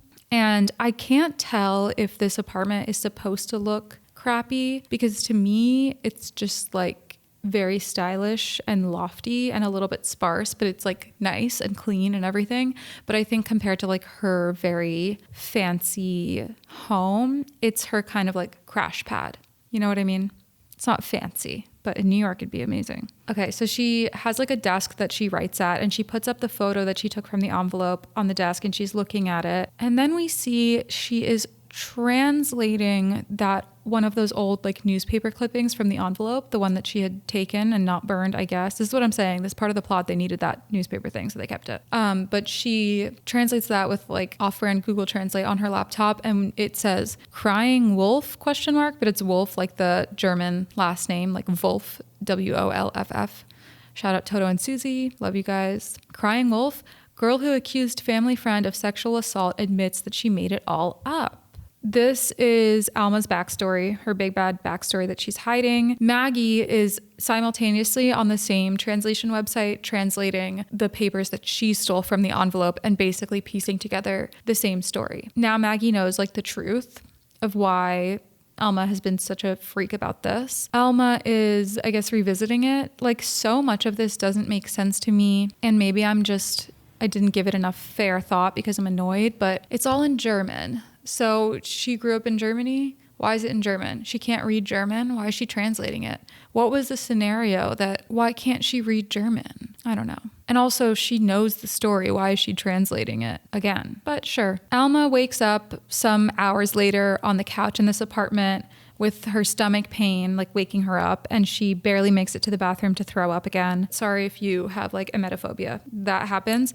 And you get kind of like a random, really loud trumpet noise or some sort of brass instrument, and it cuts off. And you get a few of these like really loud, random kind of brass instrument notes. So I thought that was cool. I did think it was a good musical representation of what it feels like to have to throw up. She's popping some more pills and she just like curls up in the fetal position on the couch in pain, which is kind of sad. And it crossfades to the couch empty and a super quick pan to the door as she slams the door shut on her way out. So image of her curled up fetal position on the couch. It fades to just the couch and she's not on it. And then a super quick pan to the door slam, she's walking out.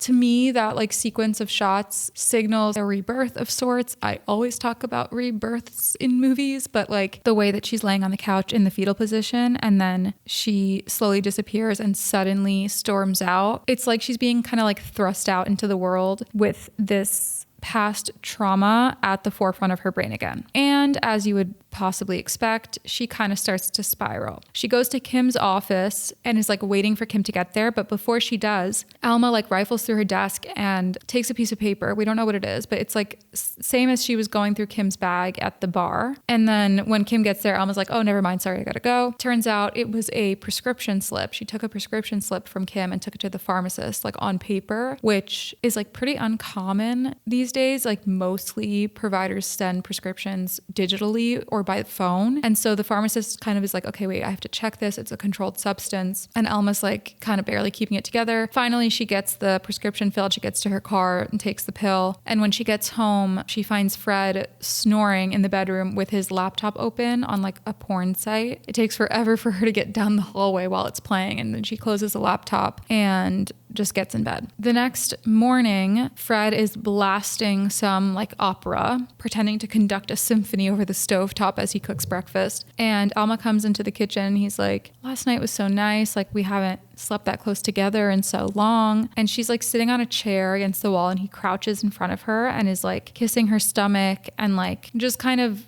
all over her. But she stops him and kind of like keeps him a little bit away. And he's like, why don't we have sex anymore? And he kind of makes a joke. He's like, is it the beer belly? You know, because I can work on it. Or is it because I'm not in the philosophy department? Which is less of a joke and more of a jab. And her only like response to this, the only like reassurance she can give him is, you're my husband, I married you. And it's not very reassuring because the way that Julia Roberts delivers the line is great. And it's like, it sounds more like she is mourning that decision. Like, oh, you're my husband, I married you, I guess here we are. And not like, you're my husband, I married you. But even if she did deliver it like that, like you have to verbalize a bit more than that when your husband or partner or whoever is kind of questioning if you're cheating on them and also questioning if you are even attracted to them anymore. In typical Alma fashion, as we've seen so far, she doesn't give an inch unless you really draw it out of her. And also, she's not in the mood right now because she's reprocessing her sexual trauma from childhood. So there's that. We see she has messages from Maggie asking to talk and then also an email from the school, like calling a staff meeting. There's a lot going on. She's kind of panicking. She calls Kim and leaves a voicemail. Kim has not called her back. She keeps calling Kim. So Alma agreed to meet up with Maggie. And they meet up in this gravel parking lot outside of her secret apartment. Alma is standing, leaning against her car in the parking lot with her arms crossed, and Maggie walks across the empty parking lot to meet her. And Maggie just holds up the newspaper clipping that she stole, and she says, why didn't you tell me? Like, obviously, Alma doesn't respond great to this, so she feels very confronted, and she's like, wow, you really can't have any privacy these days, huh? Fair enough. But Maggie kind of keeps pushing. I wish you would have told me about this. And Alma grabs Maggie's face and like holds her face with both hands and says, you are not entitled to any information about me. So very much trying to set a boundary and keep Maggie at a distance, the same way she keeps Kim at a distance, the same way she keeps her husband at a distance, she keeps everyone at a distance, right? And I feel that that's what I'm supposed to get out of this is see, she never lets anyone in. But also at the same time, it's like, well, Maggie, could you maybe have approached this in a different way? She doesn't even really apologize for taking the thing and for like digging up this extremely personal, private information. It's just so weird because like Maggie knows Alma. She knows Alma's like this. I don't get why she approached it in this like super confrontational way. Anyway, Maggie is now letting a lot of her pent up feelings towards Alma come out. And she's saying like, I thought we were close. I thought you cared about me like as a person. But now I'm wondering if it wasn't some sort of sick vampiric kink of yours to let me bleed myself dry while you give nothing. So I loved Io's line delivery on this. It was really good. It felt really like organic that she just was ranting and this came out. I don't know if I like this dialogue or this whole scene. It just all feels so contrived to me, the words that they're saying and the conflict that they are saying is happening is confusing when I feel like the real conflict is different and it doesn't feel on purpose. It feels confused. Like the problem is not that, I don't think the problem is that Maggie feels that Alma used her for attention and doesn't care about her. I think that Maggie understands that Alma is fucked up and emotionally stunted and for whatever reason, not that it's justified, but like can't give more. It seems like Maggie understands that from reading the article, the German article. So it's weird for her to confront it this way. And if she doesn't understand that, I don't get that in terms of their characters. So it's just a bit weird. Alma's reaction makes sense to this. She gets a little homophobic because Maggie is gay and like her husband makes jokes about Maggie being in love with her. Or I guess not jokes, but like more jealous comments. But Alma says, "Thank you, I already have a husband," in response to this like accusation, which is obviously pretty cruel and avoidant. And Maggie, the tone shifts. "I think you should get help. I told Kim about this. I think you should talk to Kim about this or talk to someone about this," which I think is quite out of line, but sincere, you know? And like, that's where this dialogue, the writing kind of oscillates between out of line, but sincere, and then like vitriolic. And I'm confused by that. But yeah, Alma freaks out and basically yells at Maggie to go away, go. Acting was great in this scene from both of them. I mean, it was really interesting to see Julia Roberts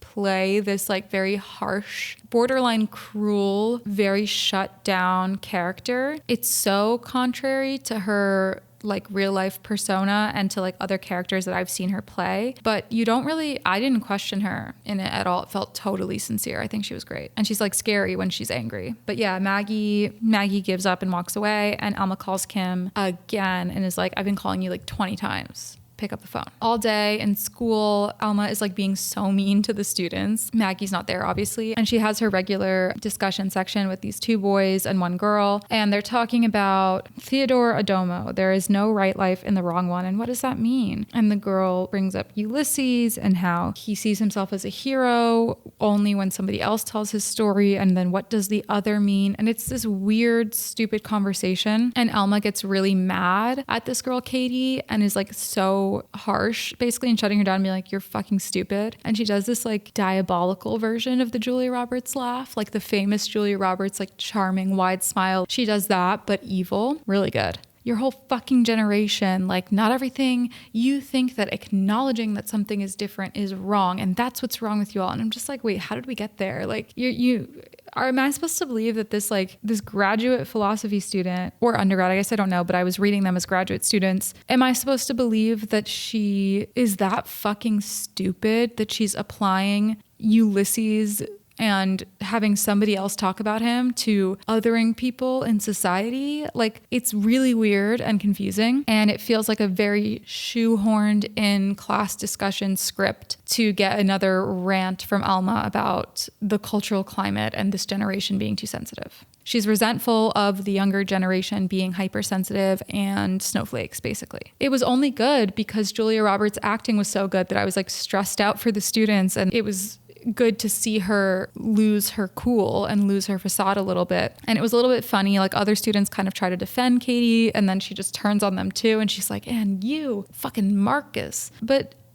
like I said, the discussion element, bringing in the philosophy discussion part, felt a bit like shoehorned in and contrived and didn't really make sense, which does bother me in a movie centered around academia. If you're going to do it, give me an R.F. Kuang type thing. Also, this scene kind of upon reflection made me question whether Maggie really was such a mediocre student that she keeps being accused of being, when it seems like her peers are kind of mediocre too. In Maggie's absence in class, it seems like the class is kind of falling apart and no one is impressing Alma. So is Maggie really that bad and mediocre? You know, why was Alma so close to her in the first place if she really didn't respect her intellectually or thought she was lazy and mediocre? But after her crashing out on her students in school, she goes to the meeting with all of the staff. We get like a loud ticking again. And you see all of these professors like shuffling into a big room, and all of them are in like gray and brown and beige and black, like the drabbest colors and coats, just kind of shuffling in. And I liked that costume design, and I liked that shot because it shows that like in all of her power and dignity that Alma has, that we've seen her be like kind of a queen in her home, in her classroom, and in her department. At the end of the day, she is one of so many of these professors, and she is beholden to the institution that she works for. So she shuffles in, and they cut away from the conversation about the allegations to the end of the meeting, and they're all leaving, but the dean asks Alma to stay behind. And she's like, oh, what? They have an on-the-spot disciplinary hearing for her. She's sitting at the end of like a long table, and there's the dean and Kim are there and like someone else. And it turns out that she's in trouble for faking a prescription from Kim and filling it at the pharmacy. So that's what she was looking through Kim's bag for at the bar, and that's what she was looking through Kim's desk for. Obviously, we knew that part. But yeah, they caught her because the pharmacy, because it's a controlled substance and it was a paper prescription, they called Kim's office on the back end to confirm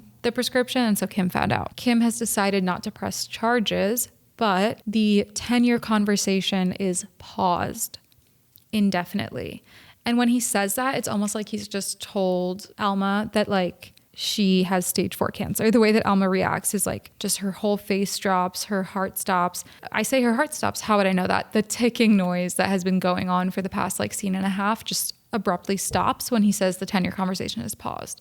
So to me, that means the bomb is now going to go off. The time has run out, and now the Alma explosion is about to go off. Now she has nothing to lose because she has lost tenure. So, yep, she goes and finds Maggie outside the library, outside Beinecke Library. Beautiful library, very cool. But yeah, it's like there's like a square area where students can gather outside the library. Such a cool building, and such a great building to shoot near too, because it's like a huge kind of like cube overhanging the entrance level, which is like smaller than the upper floors. So it kind of looks like it's like hovering over the ground, and it's kind of brutalistic cement architecture, and it kind of has like an ominous vibe to it. Like I said, it's kind of brutalist, so it has that kind of like stark, looming, ominous vibe, which makes it a perfect setting for this confrontation. Alma goes and approaches Maggie in public. Alex tries to interfere, and Maggie's like, no, it's fine, and they go and talk in front of everyone.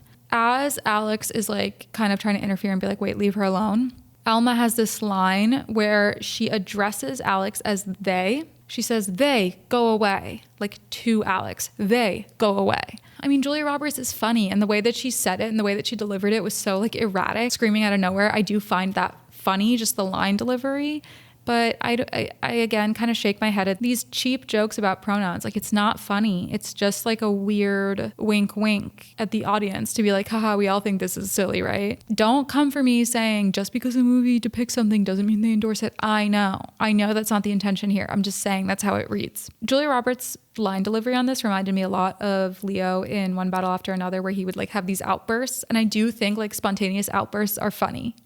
And I think it's very impressive when actors can deliver those lines truly like it's just come out of their body spontaneously on that moment. It's just a good performance. But Alma is basically absolutely attacking Maggie, scathing, saying every hurtful thing, the most hurtful thing she can possibly think of to say.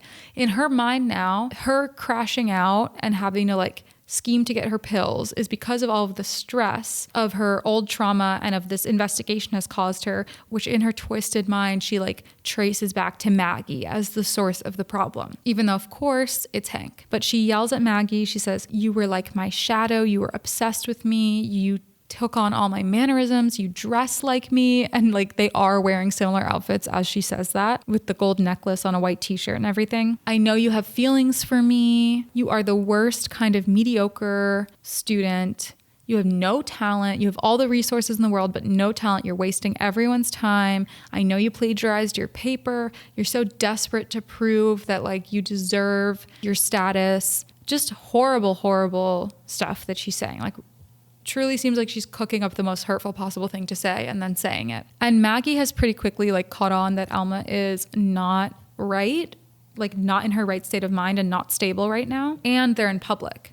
And Alma's like very much in her face. So Maggie's like, look, I'm not comfortable talking to you anymore right now about this, like trying to kind of like de-escalate. And that really sets her off because Alma's like, not everything's supposed to make you comfortable. Life is not just like a warm bath for you to be gently lowered into. Yeah, this like through line in the movie continues about privilege and coddling and all of this. And Maggie's comeback I really liked. She says, yeah, and there's no reward in death for just suffering the most possible. I really relate to that sentiment. I feel like when someone, especially of a younger generation, like enters an institution or a workplace or something and is like, hey, it doesn't seem like this is fair or right. And then the older generation who experienced the same, probably objectively unfair thing is like, you're such a baby. Not everything is like for you. Like, get over yourself. And they attack that person when really they have like this internalized frustration that they went through that thing. And if other people don't go through it, then that means that it wasn't worth it after all, and that I didn't have to go through that. And the story I've told myself to cope with it all these years is that that's life and you have to go through that. So then when people younger are like, wait, I'm not going to do that. That's not fair.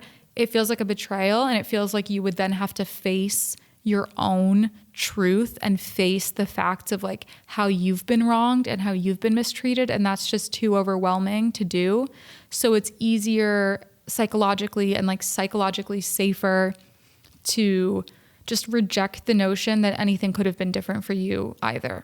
Yeah, Alma keeps going though. She says Maggie is a liar. She's always putting on an act. She lives in this apartment that's like so cheap, even though she could afford 10 times more. Dating a person you don't like because their identity makes you more interesting, that also seems like a pretty harsh jab. I kind of agree that Maggie and Alex don't seem to like each other that much, but I don't think that Maggie is dating a non-binary person for clout. That's kind of an insane sentiment because all she's gotten for that is like weird comments and bad treatment. So what clout? And then she goes ahead and does the pièce de résistance. It's no wonder everyone thinks you lied about Hank too.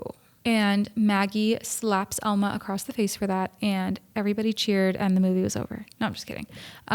Yeah, she slaps her. She totally deserved that slap. It felt like the note that I wrote myself is that it was successful rage bait. Like, I feel like there's this trope in movies, and I don't know if this happens in real life. I don't feel that I've really, maybe I have seen this in real life, but like, you know, when like a belligerent drunk man is rage baiting strangers or their friends to fight them because they just want to fight or they just like have issues to work through and they're like, I don't know, I just want to get punched. So they like intentionally provoke a fight. It feels like that's what Alma's doing here. Like, she successfully rage baited Maggie and like got a reaction out of Maggie, which is ironic because she's accusing Maggie of always being desperate for a reaction from her or from attention from her. And now it seems like she's desperate for a reaction, a connection, some attention from Maggie. But yeah, the final straw is it's no wonder everyone thinks you lied about Hank. And I agree that is the final straw when I too would have slapped her. And then Maggie says, you stupid bitch. You have no idea what you've just done to me. That was so weird. Like, again, I really liked Ayo's line delivery on that, but I just feel like it's so unrealistic and out of character. It just becomes very soapy. It becomes very Lifetime Hallmark because it's just a dramatic line for a character to say. It's not the words or the behavior that the character we know would do. That's how I feel. So, of course, Alma is now going to kind of like crawl back to her nest. She stops at the liquor store on the way to her secret apartment. And in the kitchen, she finds like a pair of jeans hung over one of the kitchen chairs and kind of looks like defeated. Like the music fades out and she's kind of like, ugh, but not totally shocked. And she finds Hank sleeping on the bed in the bedroom with no pants on. Like those are his pants. He has boxers on. And he rolls over and he's like, oh, this is embarrassing. She's like, how long have you been here? He kind of gives a cagey answer. Like, I've been coming on and off. He had a key because like some time ago, his sister came to town and Alma lent them a key, whatever. And so she's finally like, I've had a shit day. Do you want to have a drink? And invites him for a drink. Now, to me, that's completely insane, especially because at this point, like I had been convinced and Alma had kind of won me over that she did believe Maggie and that she just was like short-circuiting on how to deal with that fact. But I did believe that she believed that Hank did it. So that's why I'm kind of I was a bit shocked by her reaction to finding him there. But to be fair, I think she's like very emotionally worn down and like probably not thinking clearly at this point. She throws the jeans to him to like put his jeans on and come back out, and he just walks back into the kitchen without putting the jeans on, just like puts them back on the chair. Technically, she didn't say put your pants on. Obviously, she wanted him to put his pants on, but he just doesn't like being told to do something. He's gonna always push the boundaries. It's just such a red flag behavior, and I know that like if any of my platonic male friends who I trusted behaved this way in combination with all of his other little transgressions and all of his other invasions of space, I like wouldn't hang out with them because it's just bad behavior. It makes sense to me that Alma doesn't have those sensibilities. They have this like deep talk now. He says both of them are two Icaruses. They both flew too close to the sun. Ugh, whatever. He says that she once loved him and that he loved her too, and that he told her many times and that it never changed. She says she already knew about Maggie's plagiarism, but she didn't think that it mattered. And what she means by she didn't think that it matters, that she didn't think to like tell the university about it. In regards to Maggie going to the university about Hank sexually assaulting her, Alma didn't think that it was relevant in that conversation and that investigation to bring up Maggie's academic cheating. And Hank is kind of mad at this. He's like, you don't know that. Like, why didn't you say anything? You don't know that. Already showing a little bit of like emotional volatility. And then he turns to Alma and he says, do you think I raped her? Finally throwing down the gauntlet, like finally confronting Alma word for word for the audience as well. And Alma's response, which feels like the first like real honest response to this, is that she says she's uncertain. And he gets all like emotional and he goes, the only person I ever broke the rules to fuck was you. And he says it like a lost puppy, like he's just so hopelessly obsessed with her. It's so obviously, you know, as a viewer, a manipulation tactic, flattery and emotional manipulation. And it's like kind of pathetic of Alma that it works, but it does work. She falls for it. I mean, I say pathetic. It's not fair. It's not pathetic. She is desperate for romantic and emotional connection as well. She's lonely in her marriage. He like punches the wall really hard in frustration about this misunderstanding supposedly, which again, such a red flag behavior. But she like goes to comfort him and like check on him. Babe, are we 18? I want to add in a content warning that like this scene does depict sexual assault. If you want to skip, you can go to the timestamps in the description and skip it, because I talked about earlier how I liked that they didn't show it with Maggie, but that's kind of about to change. But they start kissing. As they start kissing, the music gets really scary and the camera gets really shaky and is slowly kind of moving in towards them as they're like making out. And she tries to stop him a couple of times, like, okay, all right, Hank, like enough. But he just ignores her and like keeps kissing her as she's like trying to push him away. He like hoists her up onto the windowsill and it seems like he's like really not gonna let her go as she's like fighting for him to get off of her, and it's scary. Finally, I don't know, I guess she manages to push him off or manages to like startle him enough into getting off of her for a second, and he turns around. We get this very long steady shot where Hank, Andrew Garfield, is in the foreground, out of focus, like kind of staring into the middle distance, like out towards the room, and then behind him Alma is in focus, kind of like gasping for breath and really looking at him with like true fear in her eyes for the first time, realizing what just happened. There's so much tension in this moment because he's still right there in the room. He's in between her and the door. Ultimately, this feeling comes over you as a woman alone in a room with a man who's bigger than you, of just like, ultimately, I probably can't fight him.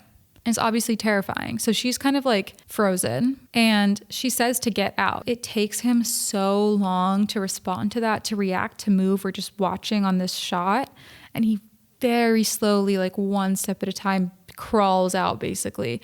And until he's fully gone and the door is shut, you don't feel safe. And even then, I'm like, I want her to run to the door and lock it and get a gun or something. It's the culmination of all of those little moments where he doesn't listen when told no, lighting his cigarette, touching people, being in each other's space, not putting his pants on. When it comes down to a sexual context, that behavior of not immediately complying when you hear no suddenly becomes so violent and terrifying. And that's why it's such a red flag, even in innocuous contexts. So I'm trying to be really fair to this movie and I'm giving it credit where credit is due. I did appreciate how much like fear and tension was built up around him as a person in all of these situations. And I was very on edge about him. But part of me also was a little bit disappointed with this scene because for several reasons. So from a narrative point of view, I thought it was a bit insane that like the exact same thing that happened to Maggie had to happen to Alma.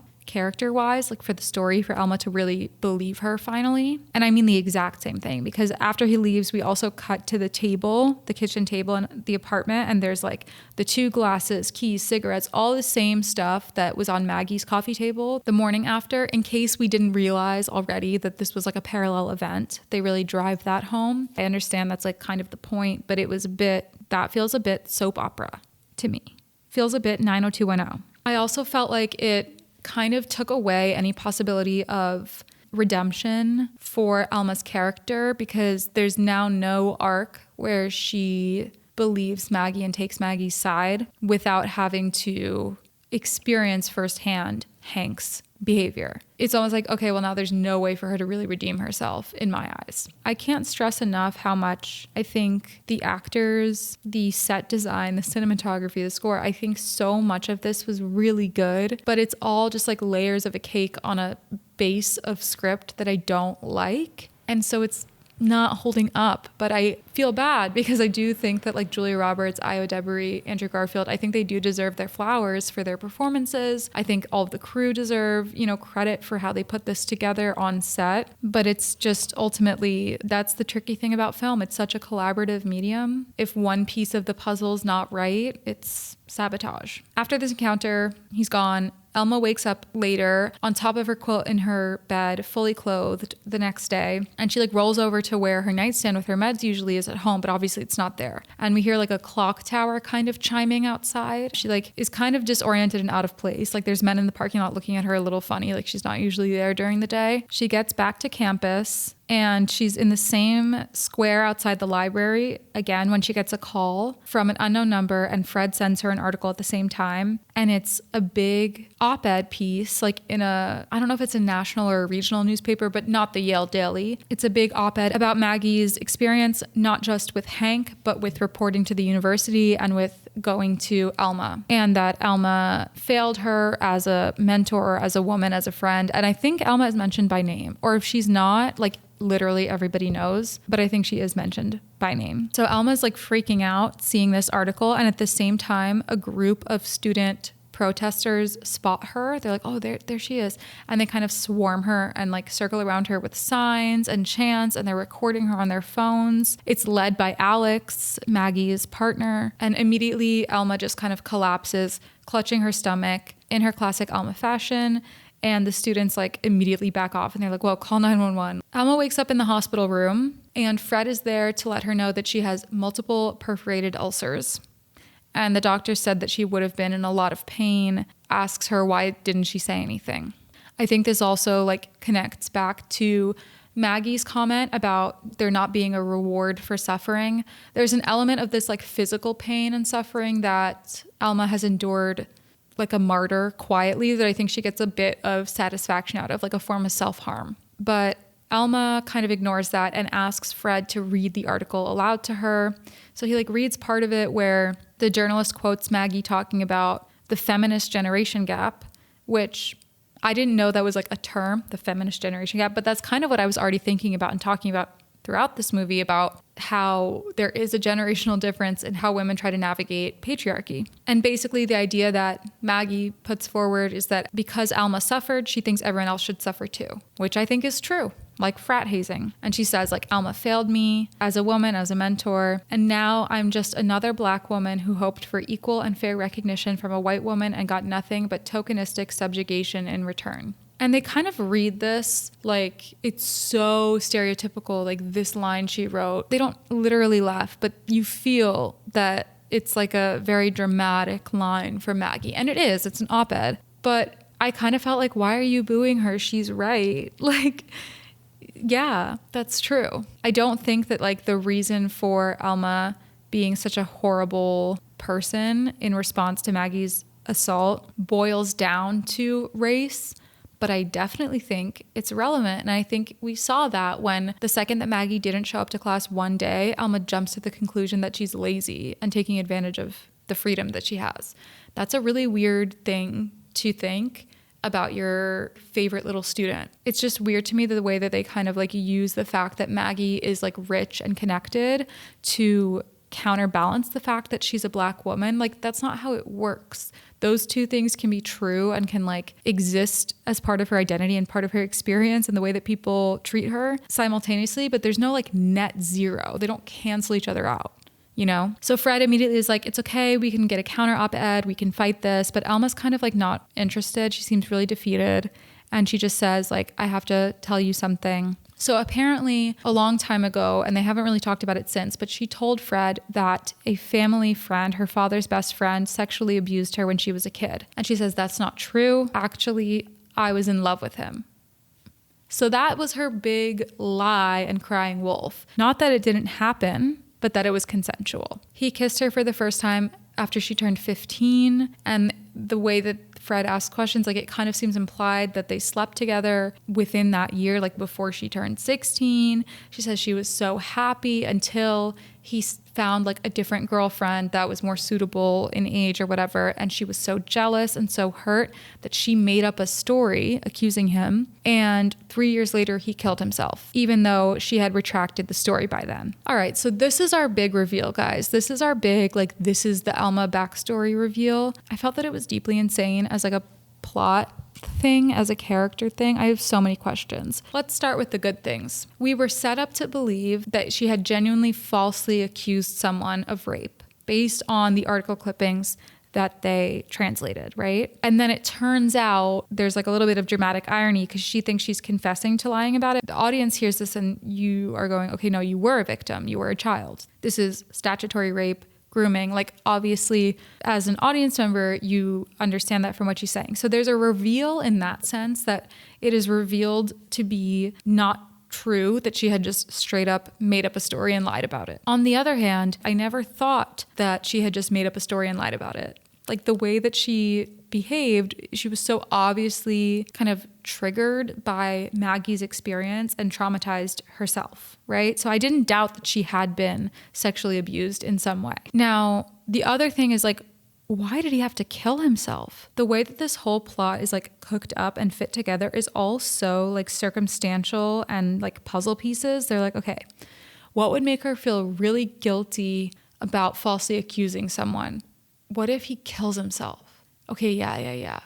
But like, that would be too bad. Like, then she would kill herself too. Okay, then she actually like retracted the story already, but it was too late. He still killed himself. So it wasn't really her fault. Like, there's no way you could even think it was her fault, but she still thinks it's her fault. It's like, what the fuck are we talking about? Why is this so convoluted? Why is this reading like a Criminal Minds big reveal where they have to keep coming up with new weird crimes to keep it exciting? Like, in the words of Carlos Sainz to Ferrari, stop inventing. It didn't need to be this. The guilt of falsely, quote unquote, falsely in her mind, accusing someone, the shame that she would face from society as a young woman for leveling false accusations, the consequences of that would be so bad. He didn't have to kill himself for it to be this dramatic, traumatic story. The reason that was so off for me is because it kind of like created a extraordinary circumstance when the ordinary and more common circumstance is bad enough. The consequence of the humiliation, the public shame, the discrediting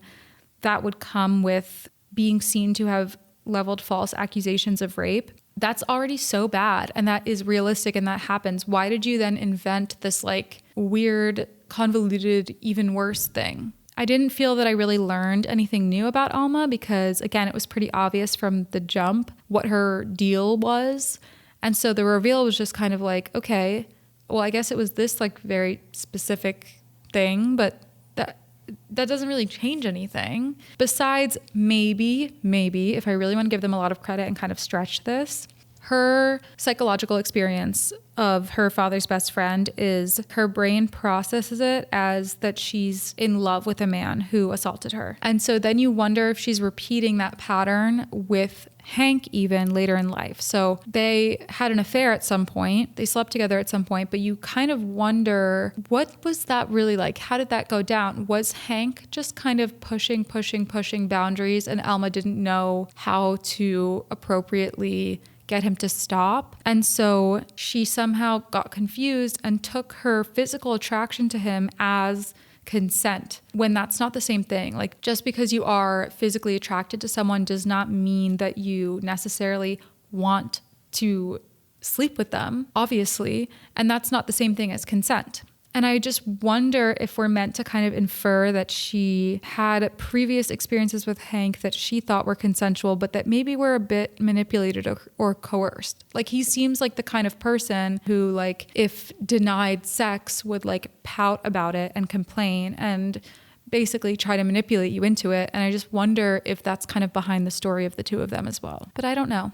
Fred in this scene, thankfully he's a therapist, so he's very gentle, he's very careful and patient and immediately affirms her, which is what she could not do for Maggie, and saying like, you were a child, it is always on the adult to set this boundary, it was not your fault, you did not lie, that was not consent. You can't consent at 15 to a grown man. With kindness, he's kind of like saying all this very gently. And Alma fights back. She says, no, he did reject me. He did reject me, but I insisted on it. I convinced him. And Fred is like, it doesn't matter. None of that matters. And it's this like difficult moment and the tension between, on the one hand, being told you are innocent. You did not do this horrible wrong thing that you think you did. But then on the other hand, the blow of realizing how hurt you really were by something. It's uncomfortable to see yourself as a victim sometimes. As much as like a through line in this story is about like perpetual self-victimization and people wanting to be victims, in reality, like a lot of the time when you are a victim, it's hard to see that. And I think this is that situation where like he wants her to know that she's not this like evil, horrible person. But in order for her to understand that, she's also now going to have to process the fact that like an evil, horrible thing did happen to her. So it's a lot of information. And we get all these like weird camera angles kind of like upside down on Alma because her whole world is turning over, her whole self-perception, the story that she's told herself. He's like, do you think you can see the truth of that like this was not your fault? And Alma says, the truth is that I love him.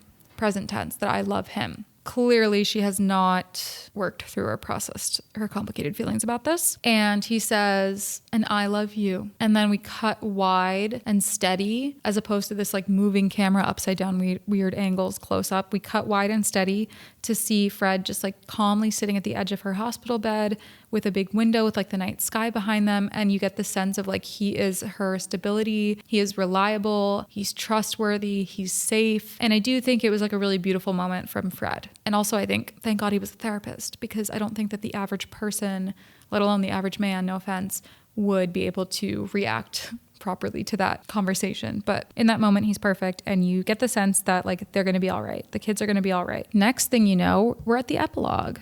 And I am at 3.5 hours of recording. I can't believe myself, because how does that happen? Epilogue takes place 5 years later. Campus is very, very snowy, very, very snowy, snow everywhere. And this camera is like panning through this big office. There's a box of books, like all of the same book in bulk in this box that looks to me like when authors post on Instagram that they just got the first copies of their book with like the cover design. Alma maybe wrote a book, I don't know. But this is her office. She's sitting at the desk watching the news on the computer about forest fires in California. And there's this like contrast between the very, very cold, all white, snowy Connecticut where she is physically, and then the fires, the wildfires in California that she's watching through her screen. I guess we can read this that she's still kind of living her life a bit detached from afar. I don't know. I don't really know what to think about that. But there's like an email on her computer about meeting up again, something kind of passive aggressive. Like it was quick, but it said something like,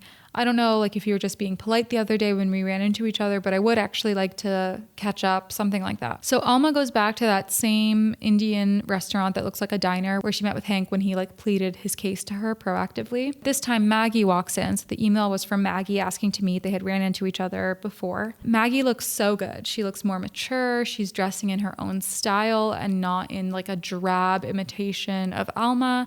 She has this like colorful green silky top on with like a pattern, big earrings. She's smiling a lot more. She looks a lot more mature and a lot more like self-actualized. And so they're sitting at the table talking, and Maggie's like, you know, I wonder where Hank is sometimes. Also, they're sitting on the same side of the table, I think, which is weird. And I guess also is like kind of a power move from Maggie, kind of like forcing Alma to like turn towards her to speak to her and look at her and make Alma a little bit uncomfortable. But Maggie's like, yeah, I wonder where Hank is sometimes. Alma says Hank is making bank as a spin doctor for some Democrat, which feels appropriate. She says she and Frederick are still together. Maggie's no longer with Alex, but she hears they're doing very well. They're on track to partner somewhere. They were in law school. Maggie says she read Alma's article, and she says it was very smart, the confession, the contrition. So we can infer that Alma released a counter op-ed after all, or like a response op-ed where she was very much apologetic, held her hands up, PR, damage control type of thing. I don't know if this was like closer to when the original op-ed came out 5 years ago, or if this was closer to now and they just haven't spoken in that time, but Maggie brings it up. And Alma's response is, it was well written, don't you think? And Maggie says, I think it was made for you to get what you wanted. Such a weird exchange. Maggie's comment about the article is that it was very smart. And Alma says, very well written, don't you think? And like the content of what they're talking about is this like fundamental life altering conflict between the two of them. But the way that they're talking about it, so detached, like it's just an essay or a Substack about anything. It's that same intellectualization, that same emotional distance. So yeah, it does seem like in a way Alma has not changed. But Maggie's engaged and she's like gushing with excitement about her fiance, showing Alma pictures, brags about her job and how great she is and everything. So she does seem genuinely happy and fulfilled. Again, credit to Io for her acting, because there's like a very subtle art of talking about your partner when they're not there. You walk away from this feeling that like she genuinely loves this woman and is very happy and definitely moved on from whatever type of crush she might have had on Alma. And Alma finally does say, I'm sorry, like does apologize. She says like, I know it's probably too late now, but I'm sorry that I hurt you. And Maggie's kind of like, yeah, I mean, that's nice. Like, I don't know what you want me to say, which I like. She doesn't give her the immediate satisfaction of like, it's okay, I forgive you, because she doesn't feel that way necessarily in that moment. If you give an apology just to be absolved, that's not the same thing as like a genuine apology. So she doesn't necessarily like absolve Alma, but she is being pretty open and honest and saying like, you know, at the time I was just really confused. I didn't know if I wanted to be you or wanted to be with you. I always knew we were different, but now I know that that's a good thing. I like being alive to what happens to me. Nothing affects you. Very passive aggressive, this whole conversation. I wanted it to be more like cathartic and honest, and it has those moments, but then at the same time it feels like Maggie can be a little bit passive aggressive. Now I'm glad I'm different because I feel things, you don't feel anything. Like that's just, regardless of everything, it doesn't feel like a healed thing to say. Do you know what I mean? It feels a little bit like you're still needing to win over this person, which is not as satisfying as feeling like Maggie genuinely doesn't care anymore, you know? And Alma's kind of like, I lost everything. And Maggie's like, look, you're fine. Alma says, you think I'm a bad person. This I actually liked because Maggie's like, I don't know, does that even matter? And I do like that because I do think there's this thing where like when someone wrongs you and then they're like, do you think I'm a bad person? Do you think I'm evil now? I'm like, I don't know. It doesn't matter. I'm not the judge of character. You know, I'm not at the pearly gates. All I care about is your behavior was this. That behavior was bad. That behavior hurt me. I no longer trust that you will not repeat that behavior to me. Therefore, you're done. It's not about, I don't like you because I think you're a bad person. Like, I'm not judging you in that way. I'm judging you objectively based on your actions, and I don't like them. I think that's very hard for people to understand sometimes. Anyway, she says, after everything, like, are you really happy? And Alma says, yes, I really am. I don't know if I believe her or not. It's a bit ambiguous. And Maggie says, then I'm happy for you. You did it. You won.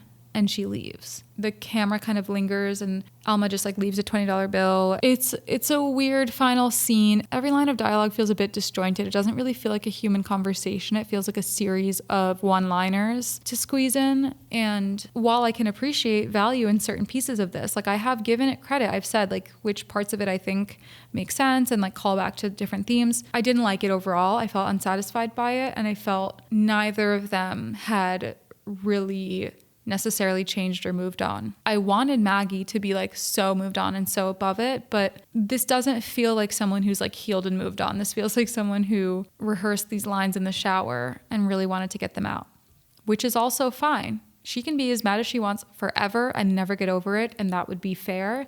It's just say it with your chest, you know? And I can't tell if I'm supposed to think that she really is enlightened and moved on and healed, you know? I think on the whole, we're not meant to think that Alma has changed. The fact that her article was smart and well written doesn't speak much to her, like expressing herself emotionally, nor does like the visual metaphor of her sitting in the snowy office watching the fire on the screen. Maggie still thinks that nothing affects Alma. I don't know what you won means. What did she win? It doesn't feel as profound to me, actually, as it was intended to be. That's subjective. That's how I felt in the moment. I felt a bit like rolling my eyes. I didn't feel that it hit in the right way. It just felt like it was kind of like playing at profundity. It didn't click for me. And that's kind of how I felt about the whole movie. Like, it's not awful garbage, but it didn't click for me and it didn't work. And I ultimately found it a bit soulless and empty, floppy, nothing, which is a shame because it is a very talented cast, a very talented crew, has a lot of really cool things about it. But ultimately, I would not recommend this movie. I would never rewatch it for sure. It's not enjoyable in any way. I didn't like it. I feel like I keep having to reiterate that I'm just giving my personal subjective opinion about movies on this podcast. And if you disagree with me, that's okay. You're allowed. I'm not the boss of telling you what you're allowed to like or dislike. It's okay. You can disagree with me and like everything will be fine. We will both be fine. Okay, and it is 2:12. I said I wanted to finish by 2. That's not so bad. I think I still deserve chocolate chip cookies when I get home. Okay, folks. If you listened all the way to the end, I just love ya. Okay,